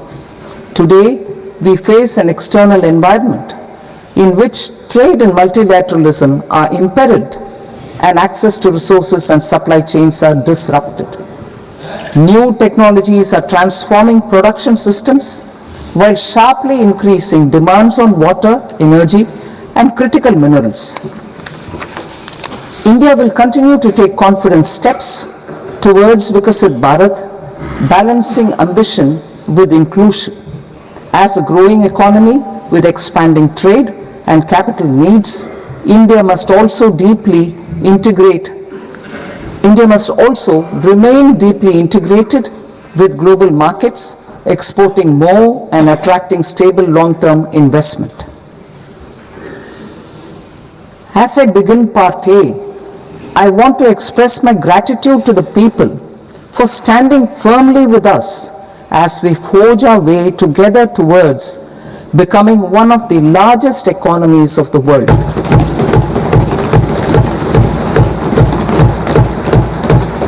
Our aim is to transform aspiration into achievement and potential into performance as we ensure that the dividends of growth reach every farmer, the scheduled caste, the scheduled tribes, the nomads, the youth, the poor, and the women. In Vikasit Bharat Young Leaders Dialogue 2026, several innovative ideas were shared with our Prime Minister, which have inspired many of the proposals, making this a unique Yuva Shakti-driven budget. Our government's sankalp is to focus on our poor, underprivileged, and the disadvantaged. To deliver on this sankalp, and given that this is the first budget prepared in Kartavya Bhavan, we are inspired by three Kartavya. Our first Kartavya is to accelerate and sustain economic growth by enhancing productivity and competitiveness, and building resilience to volatile global dynamics. Our second kartavya is to fulfill aspirations of our people and build their capacity, making them strong partners in India's path to prosperity. Our third kartavya, aligned with our vision of Sabka Saath, Sabka Vikas, is to ensure that every family, community, region, and sector has access to resources, amenities, and opportunities for meaningful participation. This threefold approach requires a supportive ecosystem. The first requirement is to sustain the momentum of structural reforms, continuous, adaptive, and forward-looking. Second, a robust and resilient financial sector is central to mobilizing savings, allocating capital efficiently, and managing risks. Third, cutting-edge technologies, including AI applications, can serve us as force multipliers for better governance. Reform Express. Our government has undertaken comprehensive reforms towards creating employment, boosting productivity, and accelerating growth. After the Prime Minister's announcement on Independence Day in 2025, over 350 reforms have been rolled out. This includes GST simplification, notification of labor codes, and rationalization of mandatory quality control orders. High-level committees have been formed, and in parallel, the central government is working with the state governments on deregulation and reducing compliance requirements. The Reform Express is well on its way and will maintain its momentum to help us fulfill our kartavya. I now move to specific proposals. Under our first kartavya, to accelerate and sustain economic growth, I propose interventions in 6 areas. 1. Scaling up manufacturing in 7 strategic and frontier sectors. 2.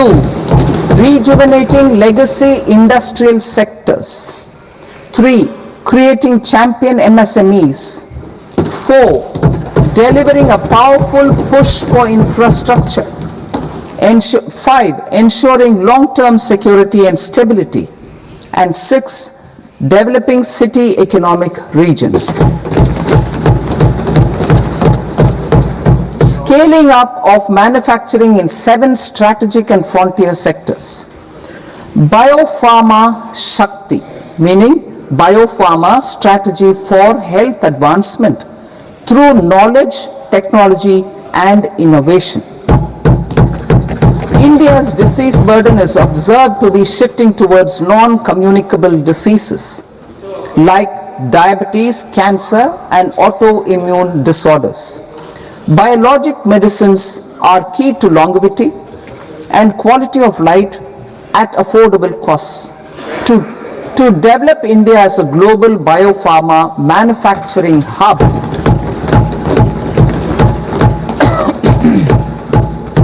I propose the Biopharma Shakti with an outlay of 10,000 crores over the next 5 years.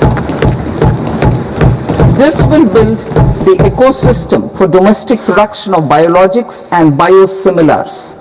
The strategy will include a biopharma-focused network with 3 new national institutes of pharmaceutical education and research, popularly known as NIPERs, and upgrading 7 existing ones. It will also create a network of 1,000 accredited India clinical trials sites. We propose to strengthen the Central Drug Standard Control Organization to meet global standards and approve timeframes through and approval timeframes through a dedicated scientific review cadre and specialists. India's Semiconductor Mission 1.0 expanded India's semiconductor sector capabilities. Building on this, we will launch ISM 2.0 to produce equipment and materials, design full-stack Indian IP, and fortify supply chains. We will also focus on industry-led research and training centers to develop technology and skilled workforce. The Electronics Components Manufacturing Scheme, launched in April 2025 with an outlay of 22,919 crores, already has investment commitments at double the targets. We propose to increase the outlay to 40,000 crores to capitalize on this momentum.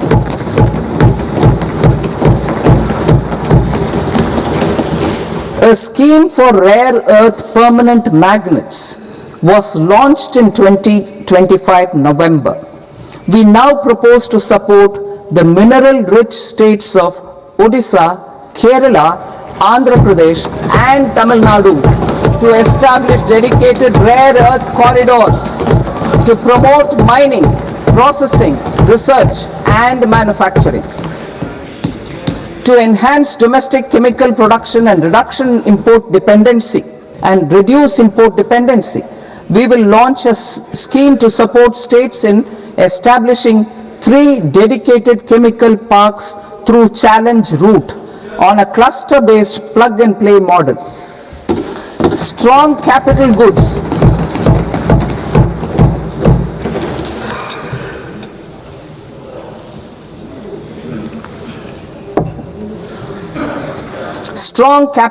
capability is a determinant of productivity and quality across different sectors. Towards building this capacity, I propose the following.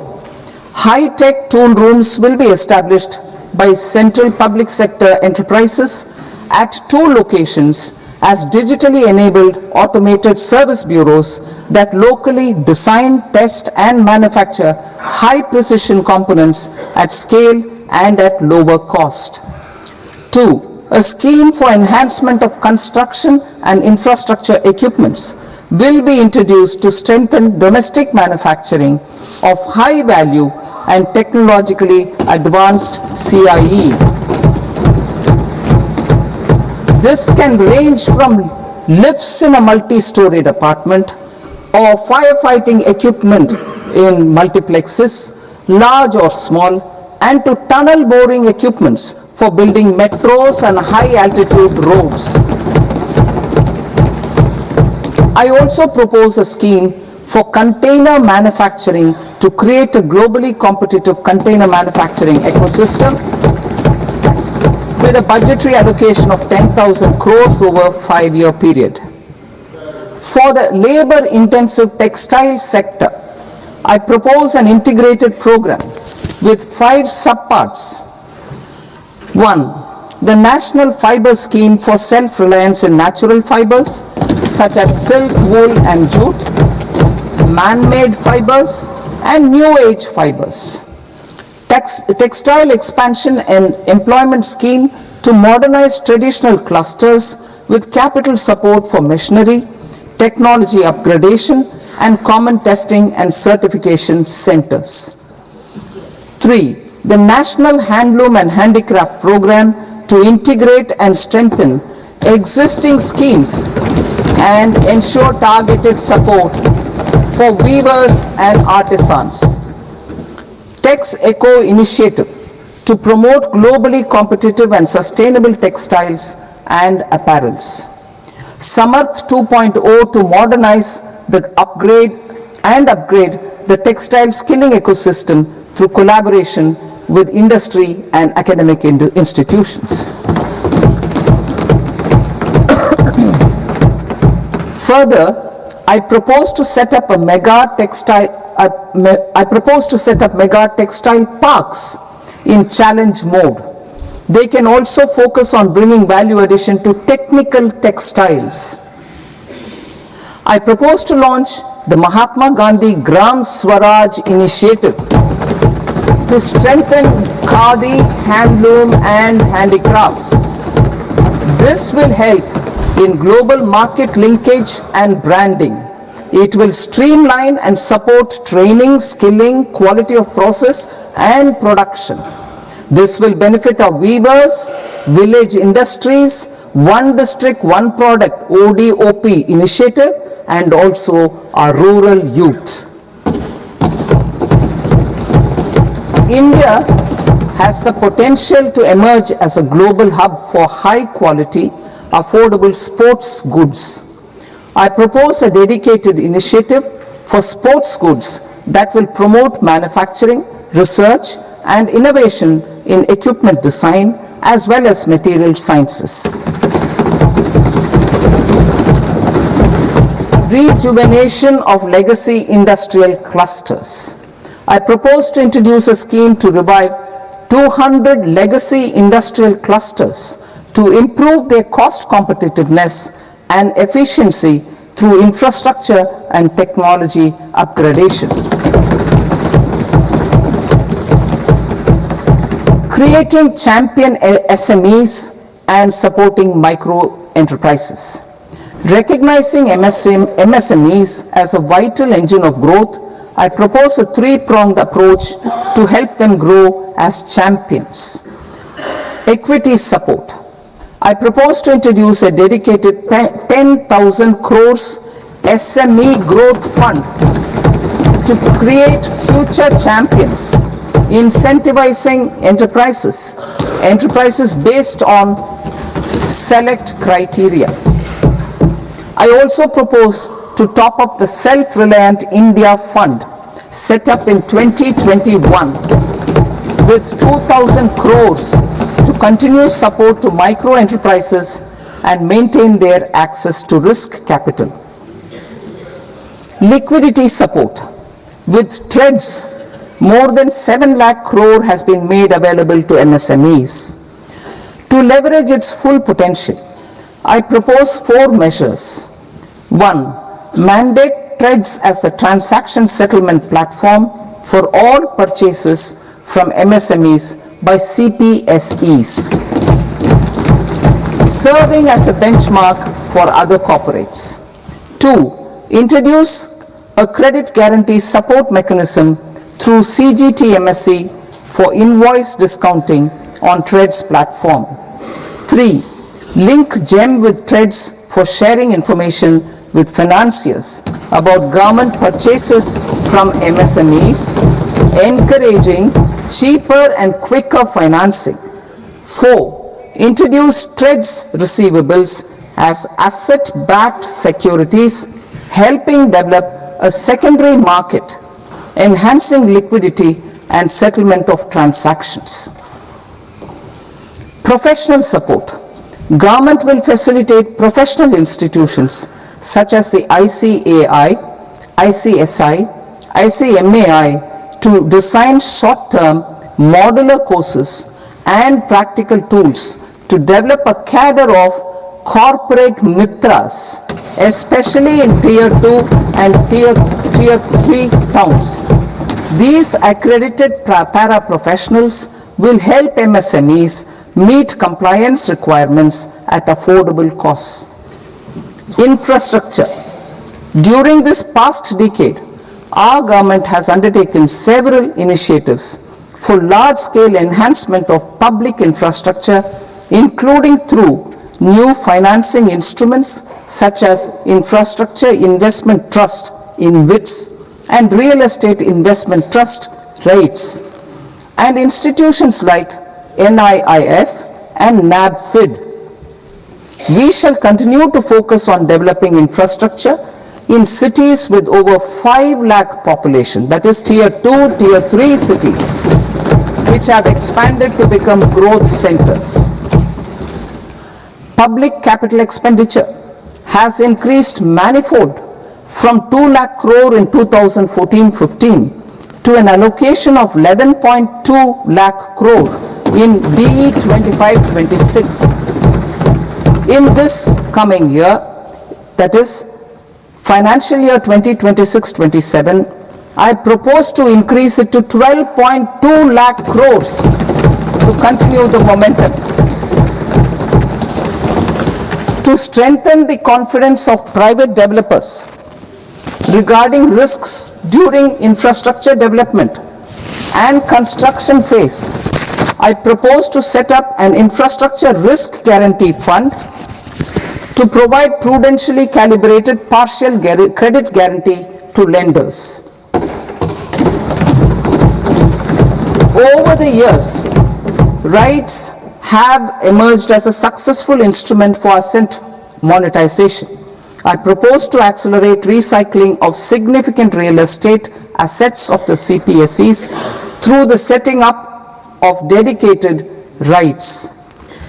To promote environmentally sustainable movement of cargo, I propose to 1. Establish new dedicated freight corridors connecting Dankuni in the east to Surat in the west. Operationalize 20 new national waterways over the next 5 years.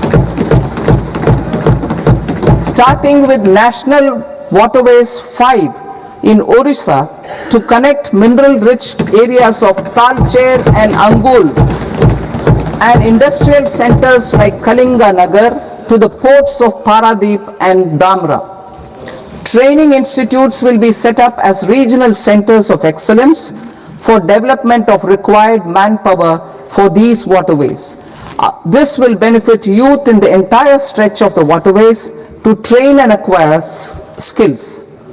Further, a ship repair ecosystem catering to inland waterways will also be set up at Varanasi and Patna. And C. Launch a coastal cargo promotion scheme for incentivizing a modal shift from rail to road to increase the share of inland waterways and coastal shipping from 6% to 12% by 2047. To enhance last mile and remote connectivity and promote tourism, I propose to give incentives to indigenize manufacturing of seaplanes. A seaplane VGF scheme will be also introduced to provide support for operations. Carbon capture, utilization and storage. Aligning with the roadmap launched in December 2025, the carbon capture, utilization and storage technologies at scale will achieve higher readiness and in end-use application across 5 industrial sectors, including power, steel, cement, refineries, and chemicals. An outlay of 20,000 crore is proposed over the next 5 years for this purpose. City economic regions. Cities are India's engines of growth, innovation, and opportunities. We shall now focus on Tier 2, Tier 3 cities, and even temple towns, which need modern infrastructure and basic amenities. This budget aims to further amplify the potential of cities to deliver the economic power of agglomerations by mapping city economic regions based on their specific growth drivers. An allocation of 5,000 crore per CER over 5 years is proposed for implementing their plans through a challenge mode with a reform cum result based financing mechanism. In order to promote environmentally sustainable passenger systems, we will develop 7 high-speed rail corridors between cities as growth connectors, namely Mumbai to Pune, Pune to Hyderabad, Hyderabad to Bengaluru, Hyderabad to Chennai, Chennai to Bengaluru, Delhi to Varanasi, Varanasi to Siliguri.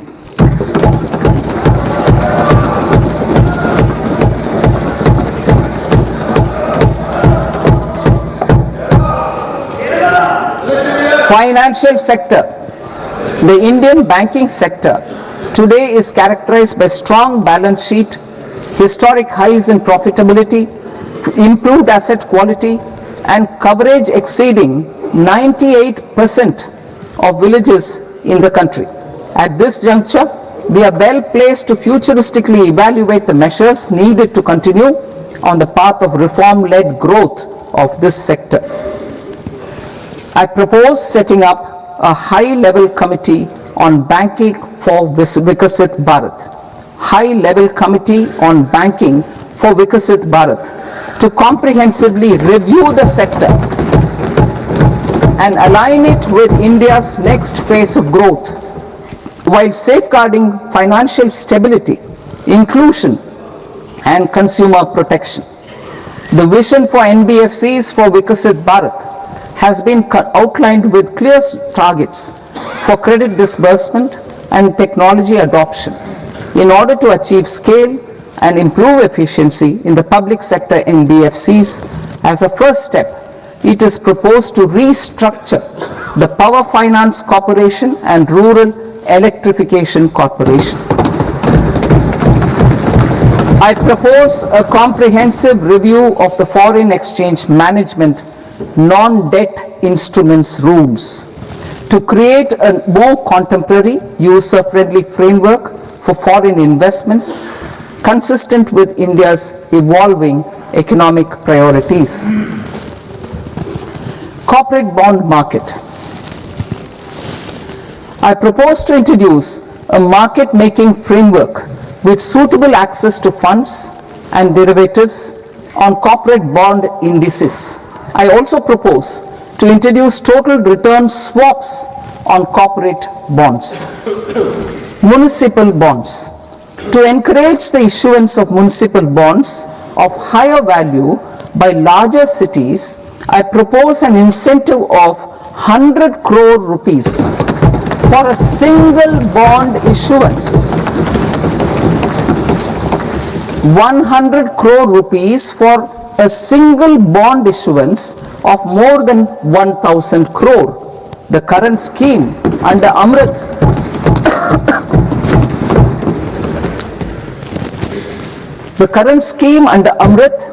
which incentivizes issuances up to 200 crores only, will also continue to support smaller and medium towns. That will also continue to support the smaller and medium towns. Ease of doing business. Individual persons resident outside India, PROI, will be permitted to invest in equity instruments of listed Indian companies through the portfolio investment scheme. It is also proposed to increase the investment limit for an individual PROI under the scheme from 5% to 10%, with an overall investment limit for all individual PROIs to 24% from the current 10%. Emerging technologies including AI. 21st century is technology driven. Adoption of technology is for the benefit of all people.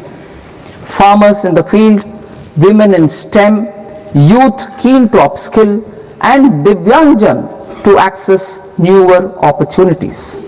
The government has taken several steps to support new technologies through AI mission, National Quantum Mission, Anusandhan National Research Fund, and Research and Development and Innovation Fund.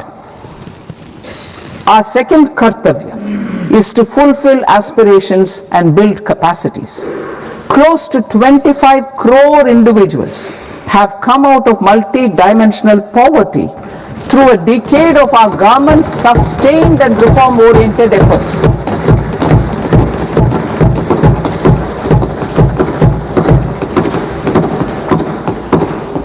Our government has therefore decided to place a renewed emphasis on the service sector to provide a pathway to fulfilling aspirations of a youthful India with the following measures.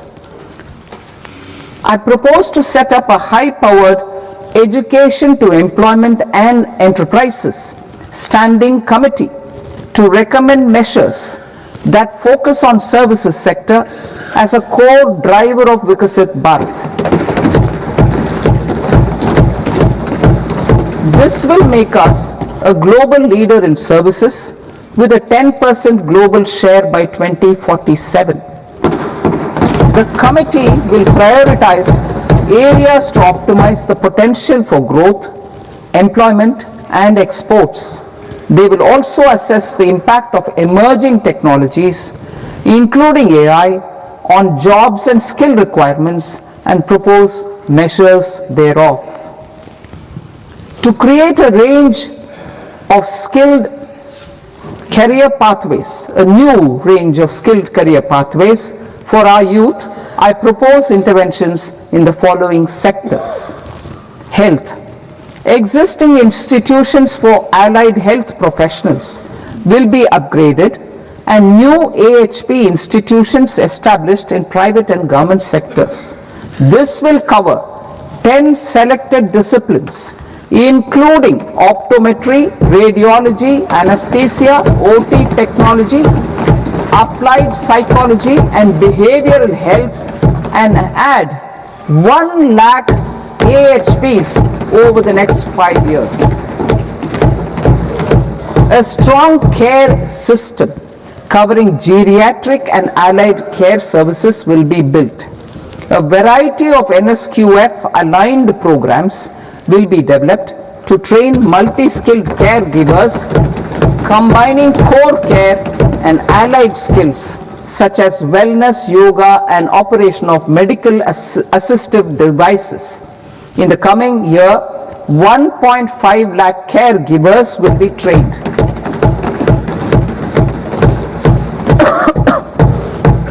Hubs for medical value tourism. To promote India as a hub for medical tourism services, I propose to launch a scheme to support states in establishing 5 regional medical hubs in partnership with the private sector. These hubs will serve as integrated healthcare complexes that combine medical, educational, and research facilities. They will have Ayush centers, medical value tourism facilitation centers, and infrastructure for diagnostics, post-care, and rehabilitation. These hubs will provide diverse opportunities, job opportunities for health professionals, including doctors and AHPs.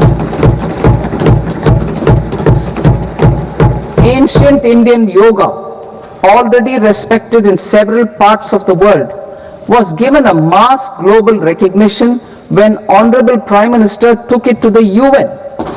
Post-COVID, Ayurveda gained a similar global acceptance and recognition. Exporting quality Ayurveda products helps farmers who grow the herbs and youth who process the products. To meet growing global demand, a few more steps are being taken. I propose to 1. Set up 3 new All India Institutes of Ayurveda. 2. Upgrade Ayush pharmacies and drug testing labs for higher standards of certification ecosystem and make available more skilled personnel. 3. Upgrade the WHO Global Traditional Medicine Center in Jamnagar to bolster evidence-based research, training, and awareness for traditional medicine. Animal husbandry. Livestock contributes to close to 16% of farm income, including of poor and marginal households. To scale up availability of veterinary professionals by more than 20,000, I propose to roll out a loan-linked capital subsidy support scheme for establishment of veterinary and para-veterinary colleges, veterinary hospitals, diagnostic laboratories, and breeding facilities in private sector. Collaboration between Indian and foreign institutions will also be facilitated. Orange economy.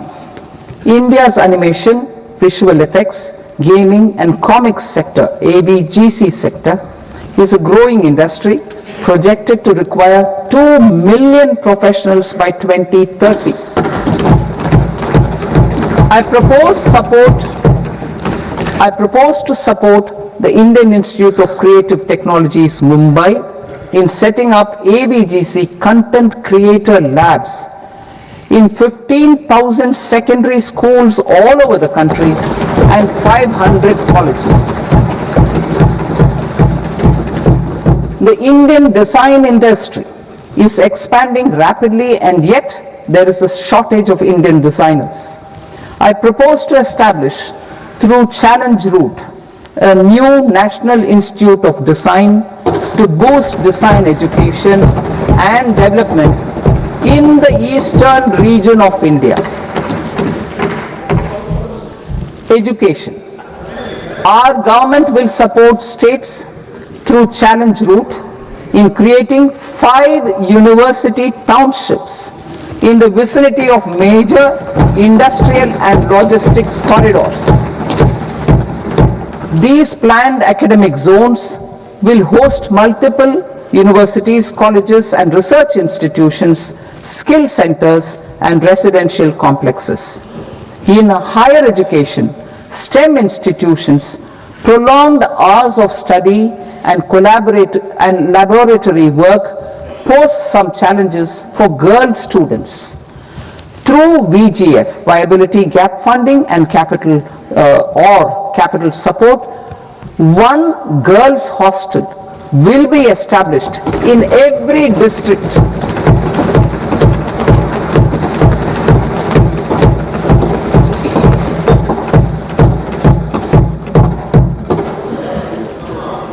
To promote astrophysics and astronomy via immersive experiences. 4 telescope infrastructure facilities will be set up or upgraded. The National Large Solar Telescope, the National Large Optical Infrared Telescope, the Himalayan Chandra Telescope, and the Cosmos 2 Planetarium. Tourism.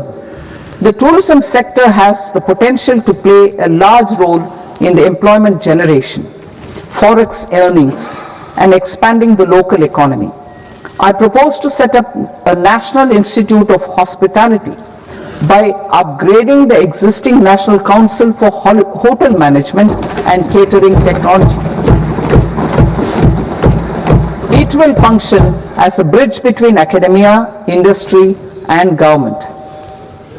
I also propose a pilot scheme for upskilling 10,000 guides in 20 iconic tourist sites through a standardized, high-quality, 12-week training course in hybrid mode in collaboration with the Indian Institute of Management. A national destination digital knowledge grid will be established to digitally document all places of significance, cultural, spiritual, and heritage. This initiative will create a new ecosystem of jobs for local researchers, historians, content creators, and technology partners. India has the potential and opportunity to offer world-class trekking and hiking experience. We will develop ecologically sustainable mountain trails in Himachal Pradesh, Uttarakhand, and Jammu Kashmir.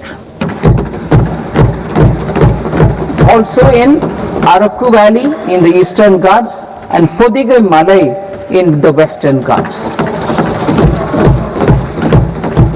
Turtle trails along key nesting sites in the coastal areas of Odisha, Karnataka and Kerala. And 3 bird watching trails along the Pulikat Lake in Andhra Pradesh, Tamil Nadu. It's on the border.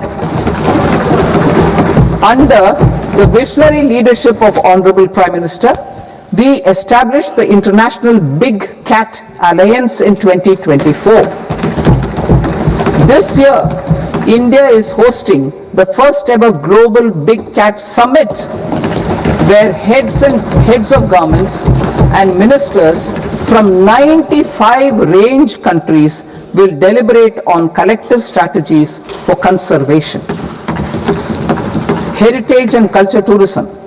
I propose to develop 15 archaeological sites, including Lothal, Dolavira, Rakhi Gadi, Adichanallur, Saranath, Hastinapur, and Leh Palace into vibrant experiential cultural destinations. Excavated landscapes will be open to the public through curated walkways. Immersive storytelling skills and technologies will be introduced to help conservation labs, interpretation centers, and guides. The sports sector provides multiple means of employment, skilling, and job opportunities.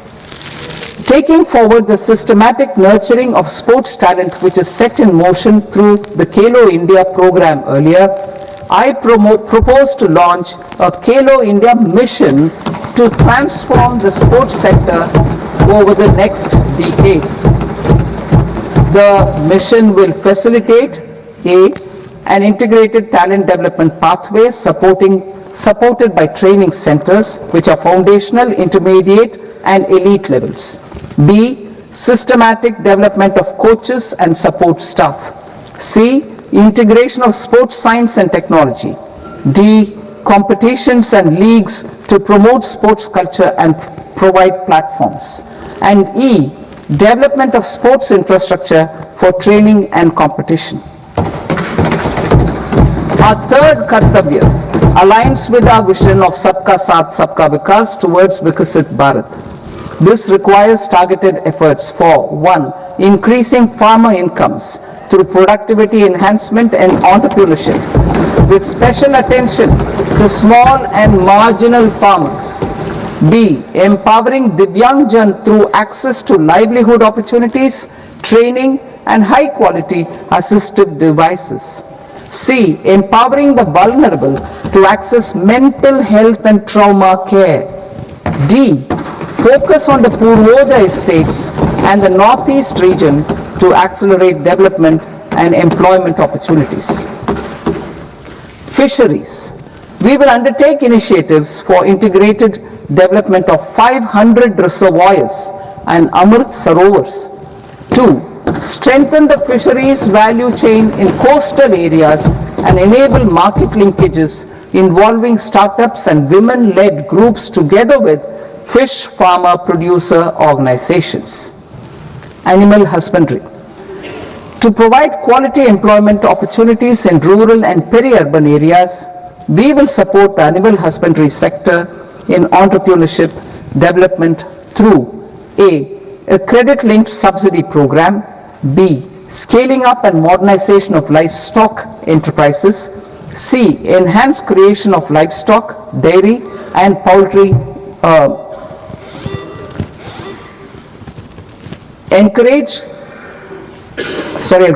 enhanced creation of livestock, dairy, and poultry focused integrated value chains, and D, encourage creation of livestock farmer producer organizations.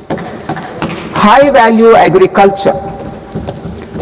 To diversify farm outputs, increase productivity, enhance farmers' incomes, and create new employment opportunities, we will support high value crops such as coconut, sandalwood, cocoa, cashew in the coastal areas, agar trees in northeast, and nuts such as almonds, walnuts, and pine nuts in our hilly regions.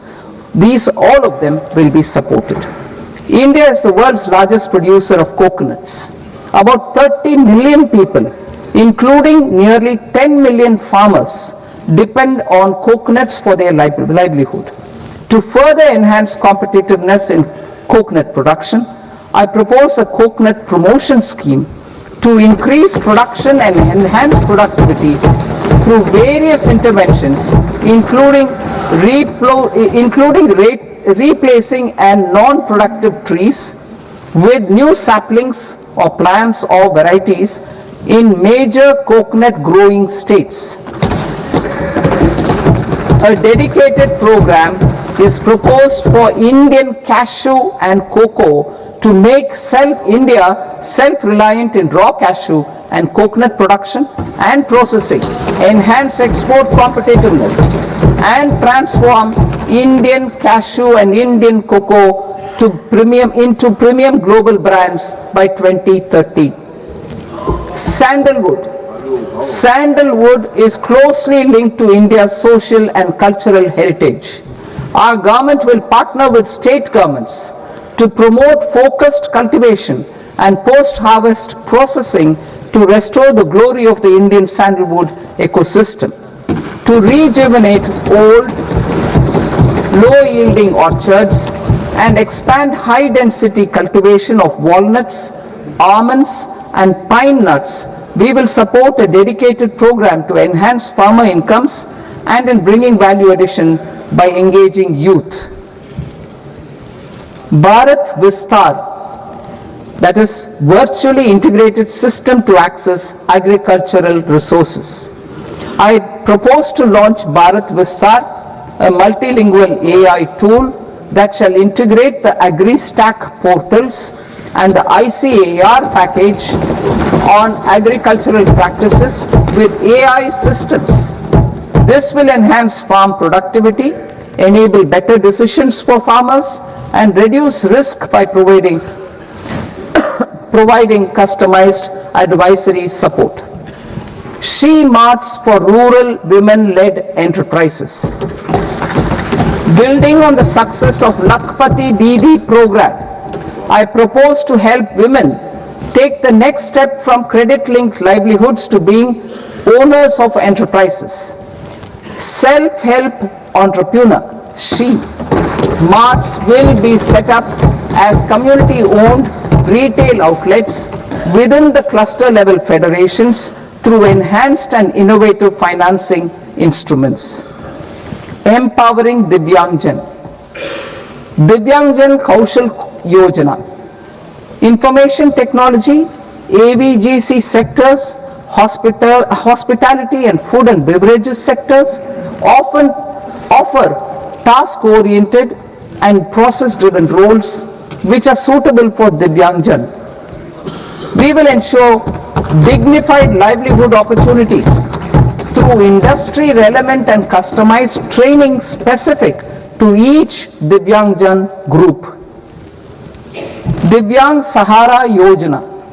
Timely access to high-quality assistive devices for all eligible Divyangjan is a fundamental need.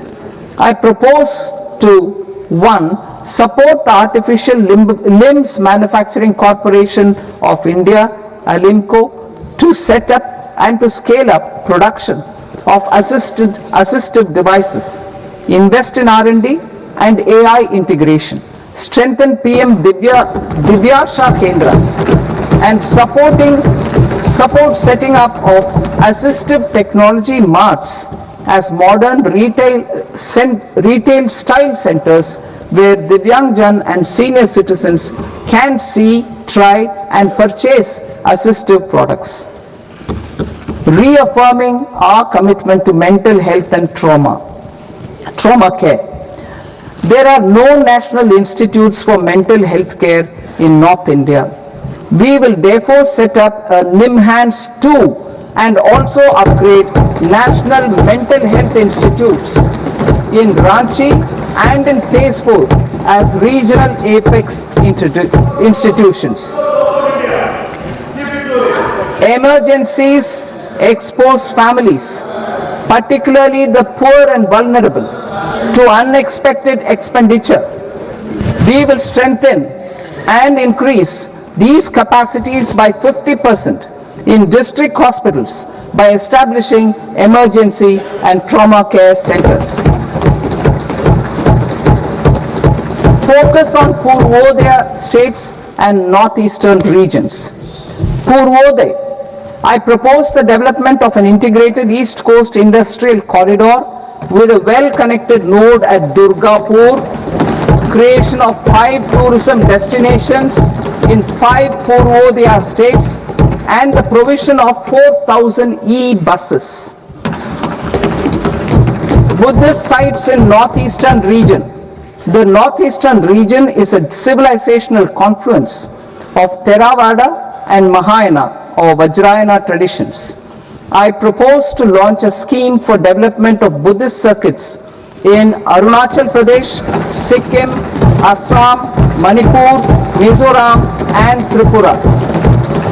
The scheme will cover preservation of temples and monasteries, pilgrimage interpretation centers, connectivity, and pilgrim amenities. 16th Finance Commission. On 17th November 2025, the 16th Finance Commission submitted its report to the President. As mandated under Article 281 of the Constitution, the government is to lay the report along with the explanatory memorandum on the action taken report on the recommendations of the Commission in Parliament, which, Sir, Honourable Speaker, you have allowed me to do at the commencement of this session. The government has accepted the recommendation of the Commission to retain the vertical share of devolution at 41%. As recommended by the Commission, I have provided 1.4 lakh crores of rupees to the states for the year 2026-2027 as Finance Commission grants. These include rural and urban local body and disaster management grants. Fiscal consolidation. Government has been delivering on our fiscal commitments consistently without compromising on social needs. To strive towards accepted standards of fiscal management in Budget 25-26, I had indicated that the central government would target reaching a debt to GDP ratio of 50 plus or minus 1% by 2030-31. In line with this, the debt to GDP ratio is estimated to be 55.6% of GDP in BE 26-27, compared to 56.1% of GDP in RE 25-26. A declining debt to GDP ratio will gradually free up resources for priority sector lending and expenditure by reducing the outgo on interest payments. One of the main operational instruments for debt targeting is the fiscal deficit. I am happy to inform this august House that I fulfilled my commitment made in 2021-2022 to reduce fiscal deficit below 4.5% of GDP by 25-26. In RE 25-26, the fiscal deficit has been estimated at par with BE of 2025-26 at 4.4% of GDP.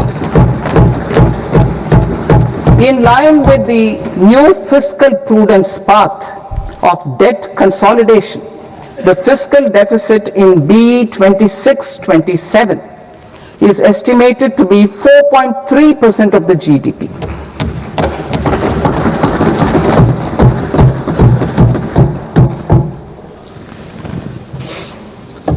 The revised estimates of the non-debt receipts are 34 lakh crore rupees, of which the centre's net tax receipts are 26.7 lakh crore. The revised estimate of the total expenditure is 49.6 lakh crore rupees, of which the capital expenditure is about 11 lakh crores. Budget estimates 2026 to 2027. Coming to 26-27, the non-debt receipts and the total expenditure are estimated as 36.5 lakh crore and 53.5 lakh crore respectively. The centre's net tax receipts are estimated at 28.7 lakh crore rupees. To finance the fiscal deficit, the net market borrowings from dated securities are estimated at 11.7 lakh crore rupees. The balance financing is expected to come from small savings and other sources. The gross market borrowings are estimated at 17.2 lakh crore rupees. I'll now move to Part B. Part B, direct taxes.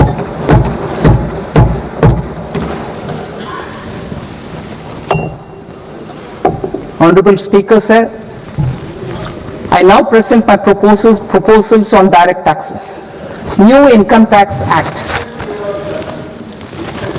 In July 2024, I announced a comprehensive review of the Income Tax Act 1961. This was completed in a record time, and the Income Tax Act 2025 will come into effect from 1st April 2026. The simplified income tax rules and forms will be notified shortly, giving adequate time to taxpayers to acquaint themselves with its requirements. The forms have been redesigned such that ordinary citizens can comply without difficulty. Ease of living. I propose that any interest awarded by the Motor Accident Claims Tribunal to a natural person will be exempt from income tax, and any TDS on this account will be done away with. I propose to reduce TCS rate on the sale of overseas tour program package from the current 5% and 20% to 2% without any stipulation of amount. I propose to reduce TCS rate for pursuing education and for medical purposes under the Liberalized Remittance Scheme, popularly known as LRS, from 5% to 2%.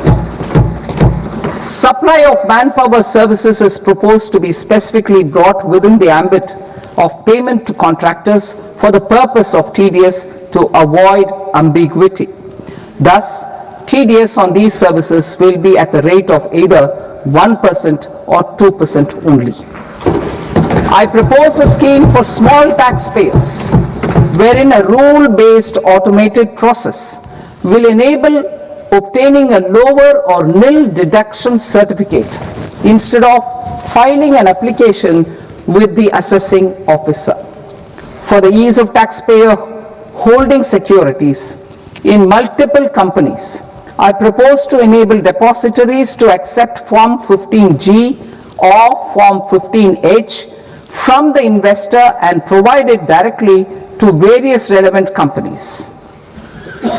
I propose to extend time available for revising returns from 31st December to up to 31st March with the payment of a nominal fee. I also propose to stagger the timeline for filing of tax returns. Individuals with ITR 1 and ITR 2 returns will continue to file till 31st July, and non-audit business cases or trusts are proposed to be allowed time till 31st August. TDS on sale of immovable property by a non-resident is proposed to be deducted and deposited through resident buyers and his or her PAN-based challan instead of requiring a TAN, which is a temporary accounting number.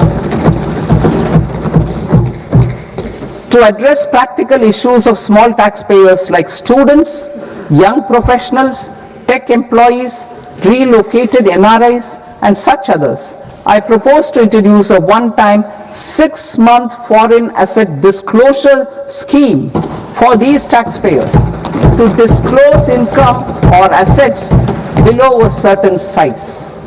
This scheme would be applicable for two categories of taxpayers, namely A, who did not disclose their overseas income or assets, and B, who disclosed their overseas income and or paid due tax but could not declare the asset acquired. For category A, the limit of undisclosed income or asset is proposed to be up to 1 crore rupees. They need to pay 30% of fair market value of asset or 30% of undisclosed income as tax and 30% as additional income tax in lieu of penalty, and would thereby get immunity from prosecution. For category B, asset value is proposed to be up to 5 crore rupees. Here, immunity from both penalty and prosecution will be available with a payment of fee of 1 lakh rupees. Rationalizing penalty and prosecution. Multiplicity of proceedings are hindrance to the ease of doing business. I propose to integrate assessment and penalty proceedings by way of a common order for both. There will be no interest liability on the taxpayer on the penalty amount for the period of appeal before the first appellate authority, irrespective of the outcome of appeal process. Further, quantum of prepayment is being reduced from 20% to 10% and will continue to be calculated only on core tax demand. As an additional measure for reducing litigation, I propose to allow taxpayers to update their returns even after reassessment proceedings have been initiated, and an additional 10% tax rate over and above the rate applicable for the relevant year. The assessing officer will then use only this updated return in his proceedings. There is already a framework for immunity from penalty and prosecution in the cases of underreporting. I propose to apply this framework for immunity to misreporting too. However, in such a case, the taxpayer will need to pay 100% of the tax amount as an additional income tax over and above the tax and interest due. Penalties for certain technical defaults, such as failure to get accounts audited, non-furnishing of transfer pricing audit report, and default in furnishing statement for financial transactions are proposed to be converted into fee.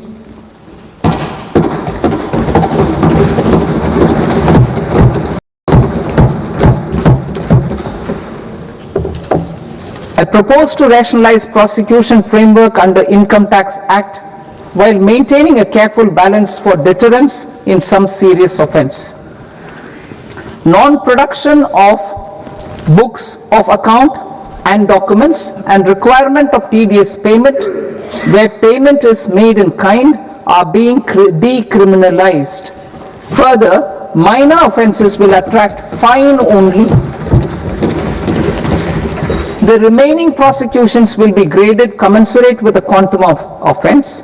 They will entail only simple imprisonment with maximum imprisonment reduced to 2 years and power to courts to convert even those into fines. There is no penalty. There is no penalty presently for non-disclosure of non-immovable foreign assets with aggregate value less than 20 lakh rupees. I propose to also provide them with immunity from prosecution with retrospective effect from 1/10/2024.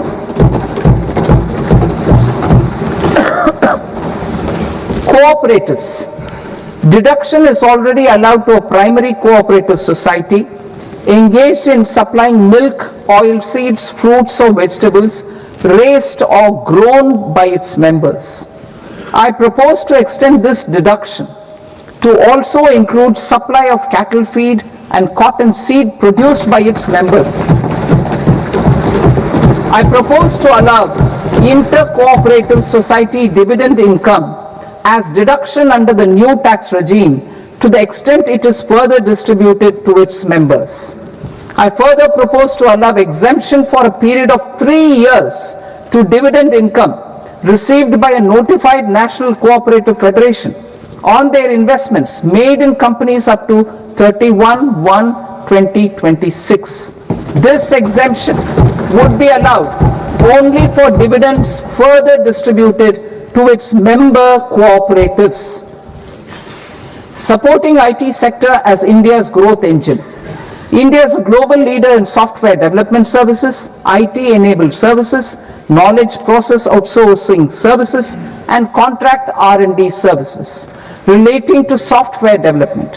These businesses and their segments are quite interconnected with each other. All these services are proposed to be clubbed under a single category of information technology services with a common safe harbor margin of 15.5% applicable to all. The threshold for availing safe harbor for IT services is being enhanced substantially from 300 crore rupees to 2,000 crore rupees. Safe harbor for IT services shall be approved by an automated rule-driven process without any need for tax officer to examine and accept the application. Once applied by an IT services company, the same safe harbor can be continued for a period of 5 years at a stretch at its choice. For IT services companies who want to conclude advanced pricing agreement, APA, I propose to fast-track unilateral APA process for IT services and endeavor to conclude it within a period of 2 years. The period of 2 years can be extended by a further period of 6 months on taxpayers' request.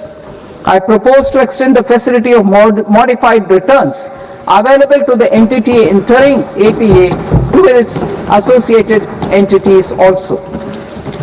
Attracting global business and investment. Recognizing the need to enable critical infrastructure and boost investment in data centers, I propose to provide tax holiday till 2047 to any foreign company that provides cloud services to customers globally by using data center services from India. It will, however, need to provide services to Indian customers through an Indian reseller entity. I also propose to provide a safe harbor of 15% on cost in case the company providing data center services from India is a related entity. To harness the efficiency of just-in-time logistics for electronic manufacturing, I propose to provide safe harbor to non-residents for component warehousing in a bonded warehouse at a profit margin of 2% of the invoice value. The resultant tax of about 0.7% will be much lower than in competing jurisdictions. To provide fillip to toll manufacturing in India, I propose to provide exemption from income tax for 5 years to any non-resident who provides capital goods, equipment or tooling to any toll manufacturer in a bonded zone. To encourage vast pool of global talent to work in India for a longer period of time, I propose to provide exemption to global, non-India sourced income of a non-resident expert for a stay period of 5 years under notified schemes. I propose to provide exemption from minimum alternate tax, the MAT, to all non-residents who pay tax on presumptive basis. Tax administration.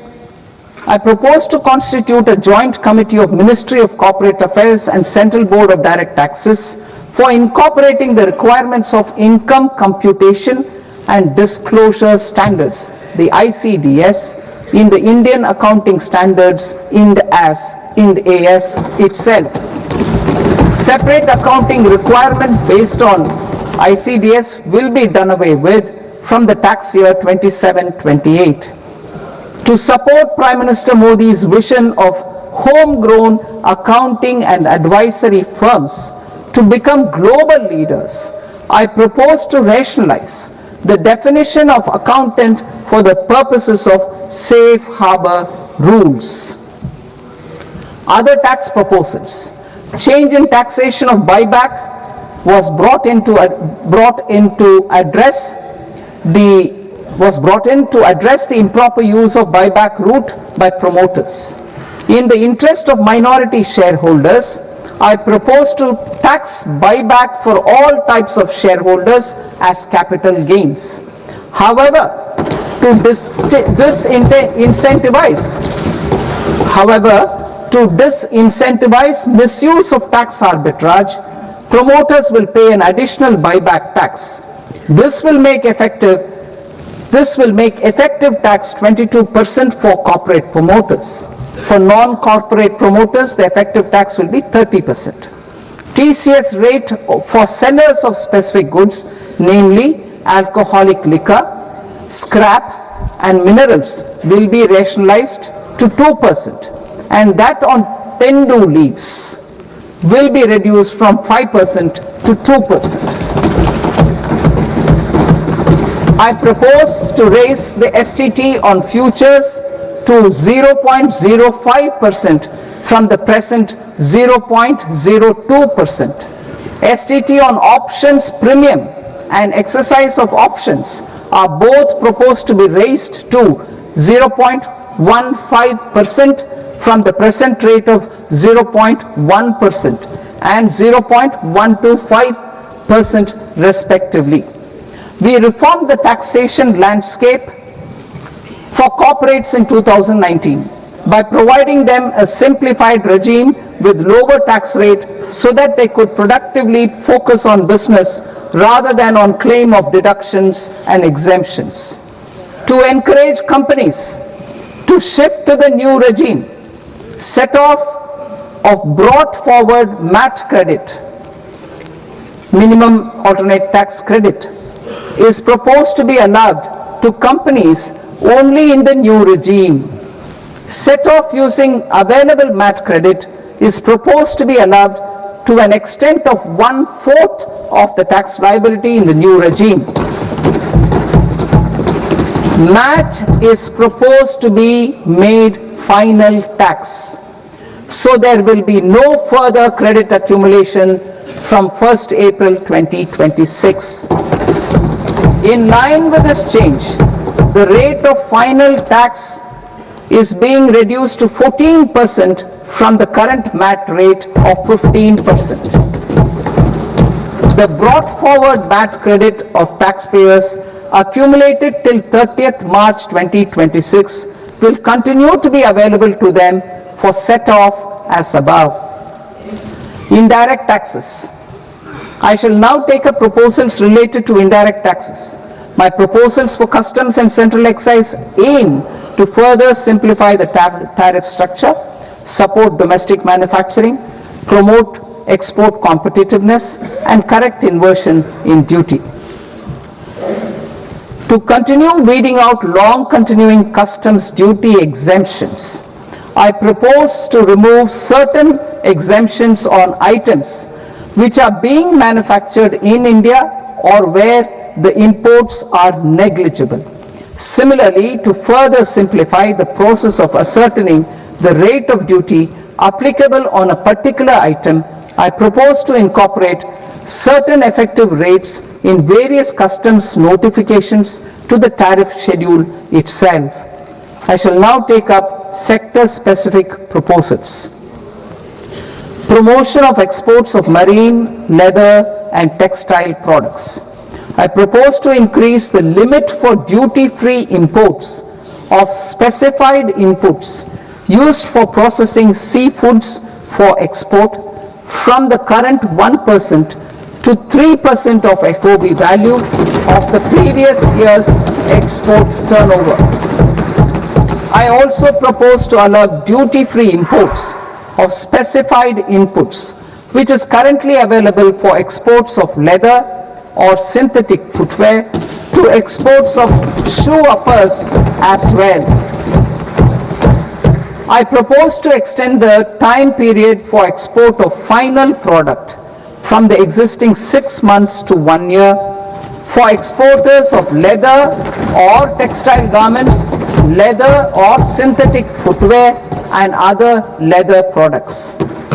Energy transition and security.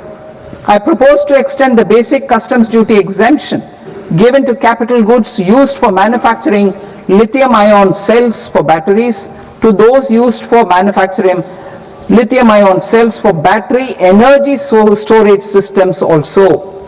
I propose to exempt basic customs duty on import of sodium antimonate for use in manufacture of solar glass. Nuclear power. I propose to extend the existing basic customs duty exemption on imports of goods required for nuclear power projects till the year 2035 and expand it for all nuclear plants irrespective of their capacity. critical minerals, it is proposed to provide basic customs duty exemption to the import of capital goods required for the processing of critical minerals in India. Biogas blended CNG. I propose to exclude the entire value of biogas while calculating the central excise duty payable on biogas blended CNG. Civil and defense aviation. I propose to exempt basic customs duty on components and parts required for the manufacture of civilian training and other aircrafts. It is proposed to exempt basic customs duty on raw materials imported for the manufacture of parts of aircraft to be used in maintenance, repair, or overall requirements by units in the defense sector. Electronics. To deepen value addition in the consumer electronics sector, I propose to exempt basic customs duty on specified parts used in the manufacture of microwave ovens. Special economic zone. To address the concerns arising about utilization of capacity by manufacturing units in the special economic zones due to global trade disruptions, I propose as a special one-time measure to facilitate sales by eligible manufacturing units in SEZs to the domestic tariff area at concessional rates of duty. The quantity of such sales will be limited to a prescribed proportion of their exports. Necessary regulatory changes will be undertaken to operationalize the measures while ensuring level playing field for the units working in the DTA. Ease of living. To rationalize the customs duty structure for goods imported for personal use, I propose to reduce the tariff rate on all dutiable goods imported for personal use from 20% to 10%. To provide relief to patients, particularly those suffering from cancer, I propose to exempt basic customs duty on 17 drugs or medicines. I propose also to add 7 more rare diseases for the purposes of exempting import duties on personal imports of drugs, medicines, and food for special medical purposes used in their treatment. Customs process. India's role and share in the global trade is poised for a major leap in line with our ambition and journey towards Vikasit Bharat. In this regard, I propose many measures for custom processes to have minimal intervention for smoother and faster movement of goods and greater certainty to the trade. Trust-based systems. I propose to enhance duty deferral period for Tier 2 and Tier 3 authorized economic operators, known as AEOs, from 15 days to 30 days. I propose to provide eligible manufacturer importers the same duty deferral facility. This should encourage them to get themselves accredited as a full-fledged Tier 3 AEO in due course. To provide greater certainty and for better business planning, I propose to extend validity period of advance ruling binding on customs from the present 3 years to 5 years. In the spirit of the whole of government approach,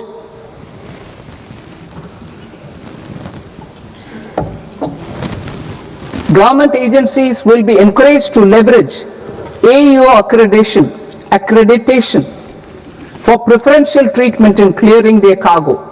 Regular importers with trusted long-standing supply chains will be recognized in the risk system so that the need for verification of their cargo every time can be minimized. Export cargo using electronic sealing. Export cargo using electronic sealing will be provided through clearance from the factory premises to the ship. For import of goods not needing any compliance, filing of bill of entry by a trusted importer and arrival of goods will automatically notify customs for completing their clearance formalities. This will enable goods to be released immediately on arrival. The customs warehouse framework will be transformed into a warehouse operator-centric system with a self-declarations, electronic tracking, and risk-based audit. These reforms will move away from the current system of officer-dependent approvals and reduce transaction delays and compliance costs.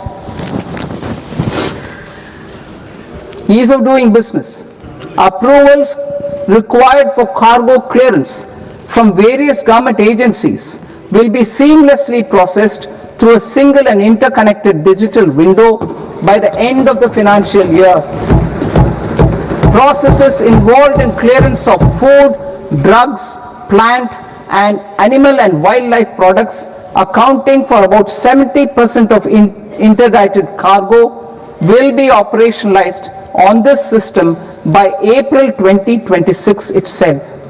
For goods not having any compliance requirement, clearance will be done by customs immediately after online registration is completed by the importer, subject to the payment of duty. Customs integrated system will be rolled out in 2 years as a single integrated and scalable platform for all customs processes. Utilization of non-intrusive scanning with advanced imaging and AI technology for risk assessment will be expanded in a phased manner with the objective to scan every container across all the major ports. New export opportunities to support Indian fishermen to fully harness the economic value of marine resources beyond our territorial waters. The following measures will be taken. A. Fish catch by an Indian fishing vessel in exclusive economic zone or on the high seas will be made free of duty. Landing of such fish on foreign port will be treated as export of goods. Safeguards will be put in place to prevent misuse during fish catch, transit or transshipment.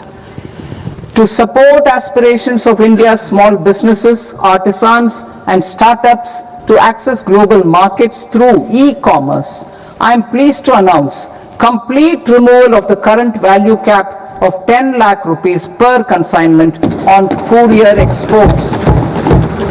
In addition, handling of rejected and returned consignments will be improved with effective use of technology for identifying such consignments.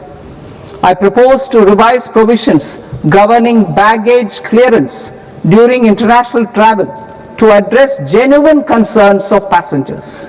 The revised rules will enhance duty-free allowances in line with the present-day travel realities and provide clarity in temporary carriage of goods brought in or taken out. There are honest taxpayers who are willing to settle disputes by paying all their dues, but they get deterred due to negative connotation associated with penalty. They will now be able to close cases by paying an additional amount in lieu of penalty. Honorable Speaker, sir, with this I commend the budget to this august House. Jai Hind.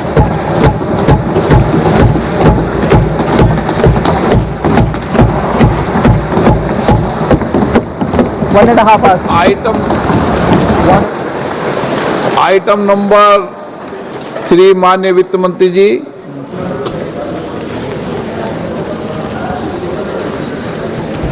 Item number 2, sir. 3.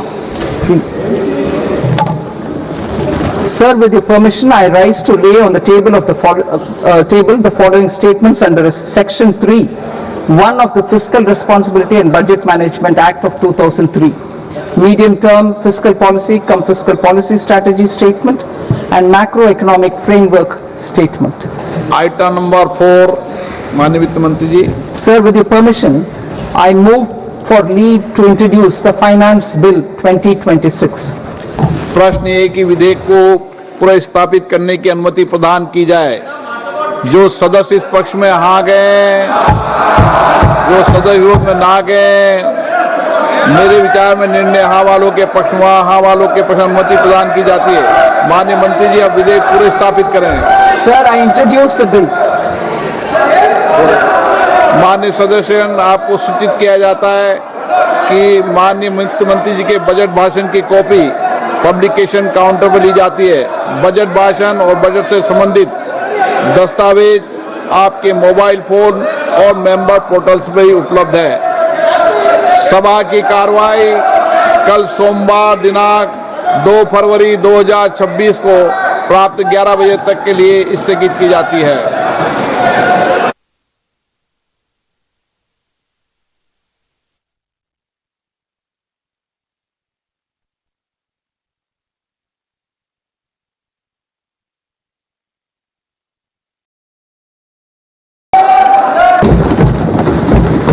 Rejuvenation of legacy industrial clusters.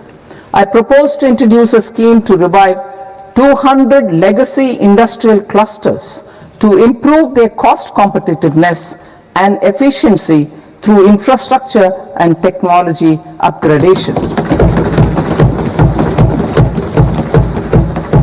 Creating champion SMEs and supporting micro enterprises. Recognizing MSMEs as a vital engine of growth, I propose a three-pronged approach to help them grow as champions. Equity support. I propose to introduce a dedicated 10,000 crores SME growth fund to create future champions, incentivizing enterprises based on select criteria. I also propose to top up the Self-Reliant India Fund set up in 2021 with 2,000 crores to continue support to micro enterprises and maintain their access to risk capital. Liquidity support. With TREDS, more than 7 lakh crore has been made available to MSMEs. To leverage its full potential, I propose 4 measures. 1. Mandate TREDS as the transaction settlement platform for all purchases from MSMEs by CPSEs, serving as a benchmark for other corporates. 2. Introduce a credit guarantee support mechanism through CGT MSE for invoice discounting on TREDS platform. 3. Link GEM with TREDS for sharing information with financiers about government purchases from MSMEs, encouraging cheaper and quicker financing. 4. Introduce TREDS receivables as asset-backed securities, helping develop a secondary market, enhancing liquidity and settlement of transactions. Professional support. Government will facilitate professional institutions such as the ICAI, ICSI, ICMAI to design short-term modular courses and practical tools to develop a cadre of corporate mitras, especially in Tier 2 and Tier 3 towns. These accredited para-professionals will help MSMEs meet compliance requirements at affordable costs. Infrastructure. During this past decade, our government has undertaken several initiatives for large-scale enhancement of public infrastructure, including through new financing instruments such as Infrastructure Investment Trust (InvITs) and Real Estate Investment Trust (REITs), and institutions like NIIF and NABFID. We shall continue to focus on developing infrastructure in cities with over 5 lakh population, that is Tier 2, Tier 3 cities, which have expanded to become growth centers. Public capital expenditure has increased manifold from 2 lakh crore in 2014-15 to an allocation of 11.2 lakh crore in BE 25-26.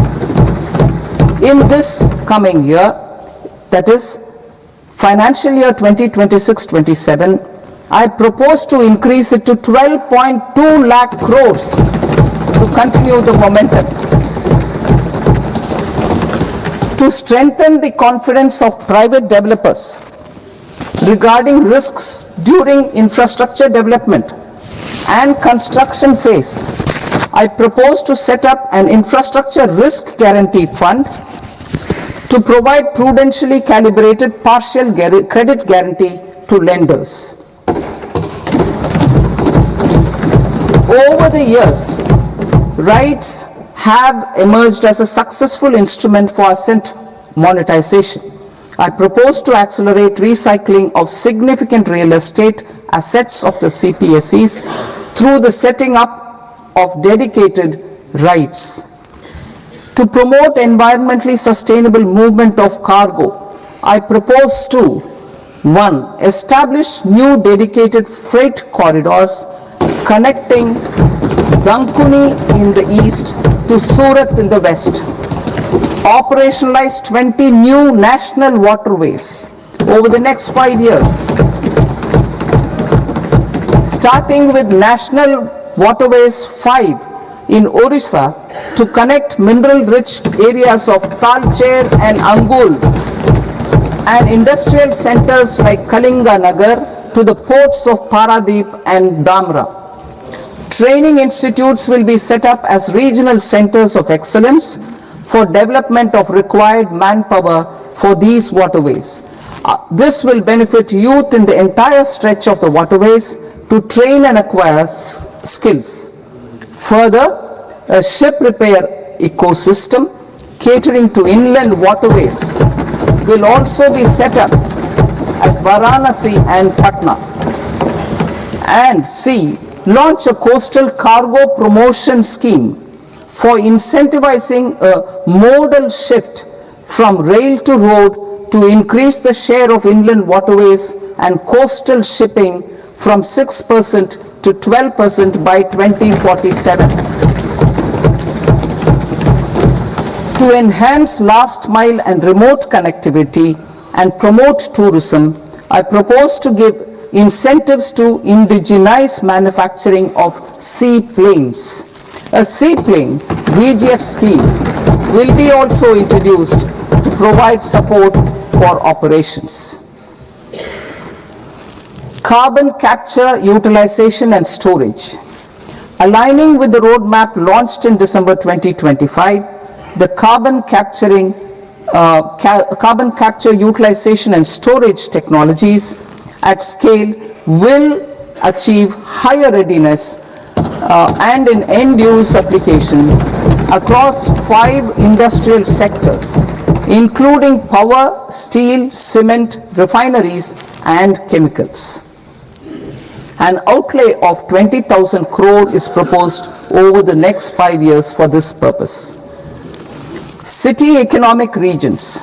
Cities are India's engines of growth, innovation, and opportunities. We shall now focus on Tier 2, Tier 3 cities, and even temple towns, which need modern infrastructure and basic amenities. This budget aims to further amplify the potential of cities to deliver the economic power of agglomerations by mapping city economic regions based on their specific growth drivers. An allocation of 5,000 crore per CER over 5 years is proposed for implementing their plans through a challenge mode with a reform cum result based financing mechanism.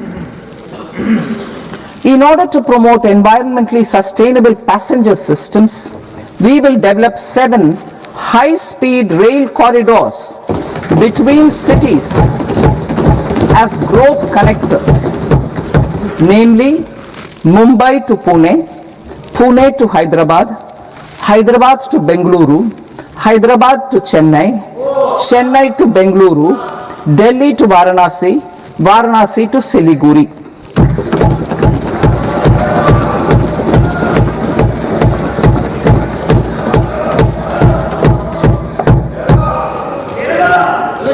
Financial sector.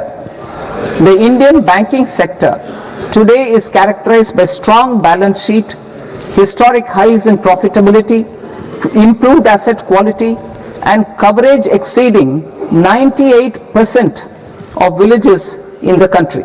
At this juncture, we are well placed to futuristically evaluate the measures needed to continue on the path of reform-led growth of this sector. I propose setting up a high-level committee on banking for Vikasit Bharat.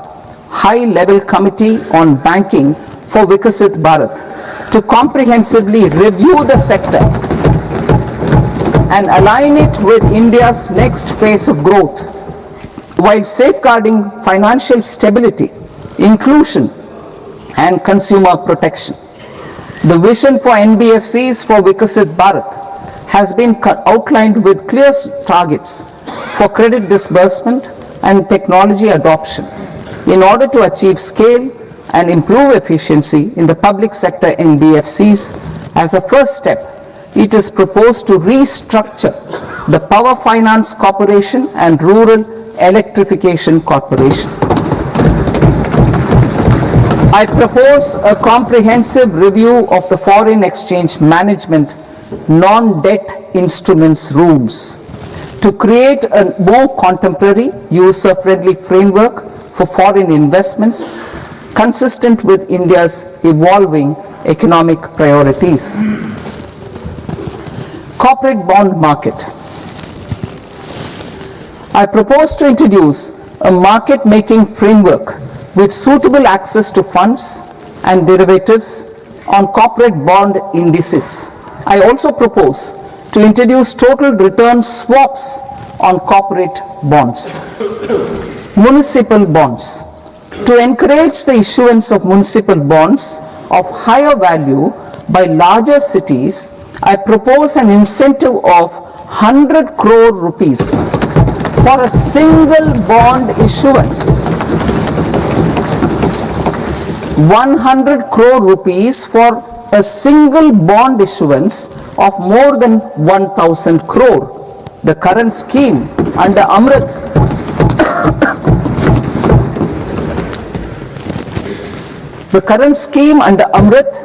which incentivizes issuances up to 200 crores only, will also continue to support smaller and medium towns. That will also continue to support the smaller and medium towns. Ease of doing business. Individual persons resident outside India, PROI, will be permitted to invest in equity instruments of listed Indian companies through the portfolio investment scheme. It is also proposed to increase the investment limit for an individual PROI under the scheme from 5% to 10%, with an overall investment limit for all individual PROIs to 24% from the current 10%. Emerging technologies including AI. 21st century is technology driven. Adoption of technology is for the benefit of all people. Farmers in the field, women in STEM, youth keen to upskill, and Divyangjan to access newer opportunities. The government has taken several steps to support new technologies through AI mission, National Quantum Mission, Anusandhan National Research Fund, and Research and Development and Innovation Fund.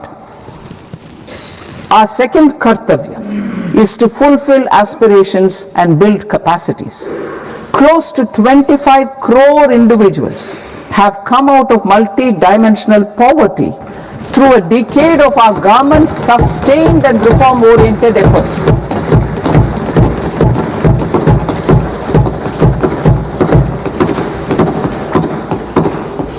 Our government has therefore decided to place a renewed emphasis on the service sector to provide a pathway to fulfilling aspirations of a youthful India with the following measures. I propose to set up a high-powered Education to Employment and Enterprises Standing Committee to recommend measures that focus on services sector as a core driver of Viksit Bharat. This will make us a global leader in services with a 10% global share by 2047. The committee will prioritize areas to optimize the potential for growth, employment, and exports. They will also assess the impact of emerging technologies, including AI, on jobs and skill requirements and propose measures thereof. To create a range of skilled career pathways, a new range of skilled career pathways for our youth, I propose interventions in the following sectors. Health. Existing institutions for allied health professionals will be upgraded and new AHP institutions established in private and government sectors. This will cover 10 selected disciplines, including optometry, radiology, anesthesia, OT technology, applied psychology and behavioral health, and add 1 lakh AHPs over the next 5 years. A strong care system covering geriatric and allied care services will be built. A variety of NSQF aligned programs will be developed to train multi-skilled caregivers, combining core care and allied skills such as wellness, yoga, and operation of medical assistive devices. In the coming year, 1.5 lakh caregivers will be trained.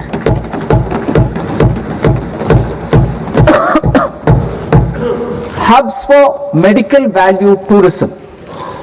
To promote India as a hub for medical tourism services, I propose to launch a scheme to support states in establishing 5 regional medical hubs in partnership with the private sector.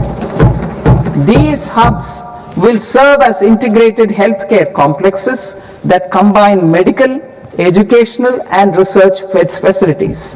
They will have Ayush centers, medical value tourism facilitation centers, and infrastructure for diagnostics, post-care, and rehabilitation. These hubs will provide diverse opportunities, job opportunities for health professionals, including doctors and AHPs. Ancient Indian yoga, already respected in several parts of the world, was given a mass global recognition when Honorable Prime Minister took it to the UN. Post-COVID, Ayurveda gained a similar global acceptance and recognition. Exporting quality Ayurveda products helps farmers who grow the herbs and youth who process the products. To meet growing global demand, a few more steps are being taken. I propose to 1. Set up 3 new All India Institutes of Ayurveda. 2. Upgrade Ayush pharmacies and drug testing labs for higher standards of certification ecosystem and make available more skilled personnel. 3. Upgrade the WHO Global Traditional Medicine Center in Jamnagar to bolster evidence-based research, training, and awareness for traditional medicine.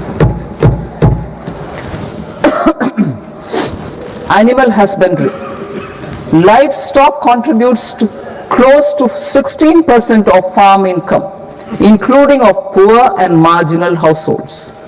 To scale up availability of veterinary professionals by more than 20,000, I propose to roll out a loan-linked capital subsidy support scheme for establishment of veterinary and para-veterinary colleges, veterinary hospitals, diagnostic laboratories, and breeding facilities in private sector.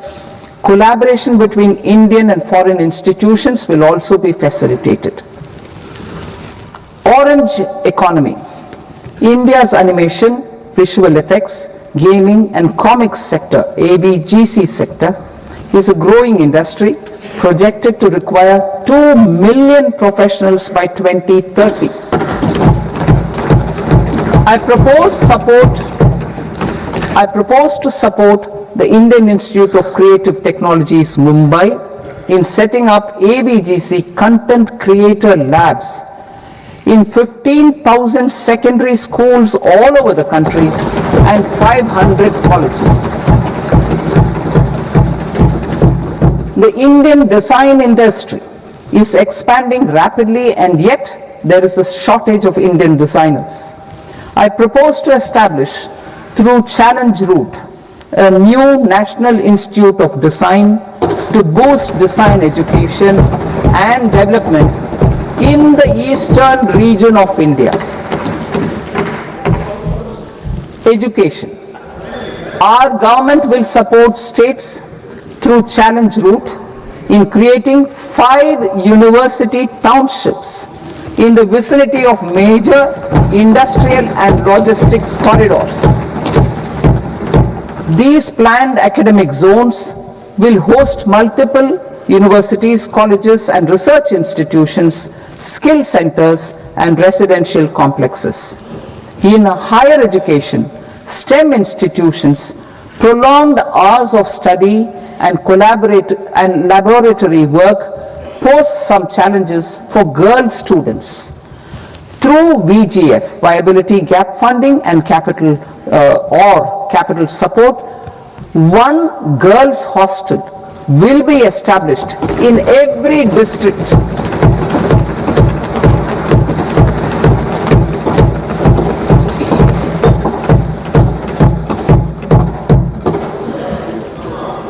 To promote astrophysics and astronomy via immersive experiences. 4 telescope infrastructure facilities will be set up or upgraded. The National Large Solar Telescope, the National Large Optical Infrared Telescope, the Himalayan Chandra Telescope, and the Cosmos 2 Planetarium. Tourism. The tourism sector has the potential to play a large role in the employment generation, forex earnings, and expanding the local economy. I propose to set up a National Institute of Hospitality by upgrading the existing National Council for Hotel Management and Catering Technology. It will function as a bridge between academia, industry, and government. I also propose a pilot scheme for upskilling 10,000 guides in 20 iconic tourist sites through a standardized, high-quality, 12-week training course in hybrid mode in collaboration with the Indian Institute of Management. A national destination digital knowledge grid will be established to digitally document all places of significance, cultural, spiritual, and heritage. This initiative will create a new ecosystem of jobs for local researchers, historians, content creators, and technology partners. India has the potential and opportunity to offer world-class trekking and hiking experience. We will develop ecologically sustainable mountain trails in Himachal Pradesh, Uttarakhand, and Jammu Kashmir. Also in Araku Valley in the Eastern Ghats and Podigai Malai in the Western Ghats. Turtle trails along key nesting sites in the coastal areas of Odisha Karnataka and Kerala. And 3. Bird watching trails along the Pulikat Lake in Andhra Pradesh, Tamil Nadu. It's on the border. Under the visionary leadership of Honorable Prime Minister, we established the International Big Cat Alliance in 2024. This year, India is hosting the first ever Global Big Cat Summit, where heads of governments and ministers from 95 range countries will deliberate on collective strategies for conservation. Heritage and culture tourism. I propose to develop 15 archaeological sites, including Lothal, Dolavira, Rakhi Gadi, Adichanallur, Sarnath, Hastinapur, and Leh Palace into vibrant experiential cultural destinations. Excavated landscapes will be open to the public through curated walkways. Immersive storytelling skills and technologies will be introduced to help conservation labs, interpretation centers, and guides. The sports sector provides multiple means of employment, skilling, and job opportunities. Taking forward the systematic nurturing of sports talent which is set in motion through the Khelo India program earlier, I propose to launch a Khelo India mission to transform the sports sector over the next decade. The mission will facilitate an integrated talent development pathway supported by training centers which are foundational, intermediate, and elite levels. B. Systematic development of coaches and support staff. C. Integrated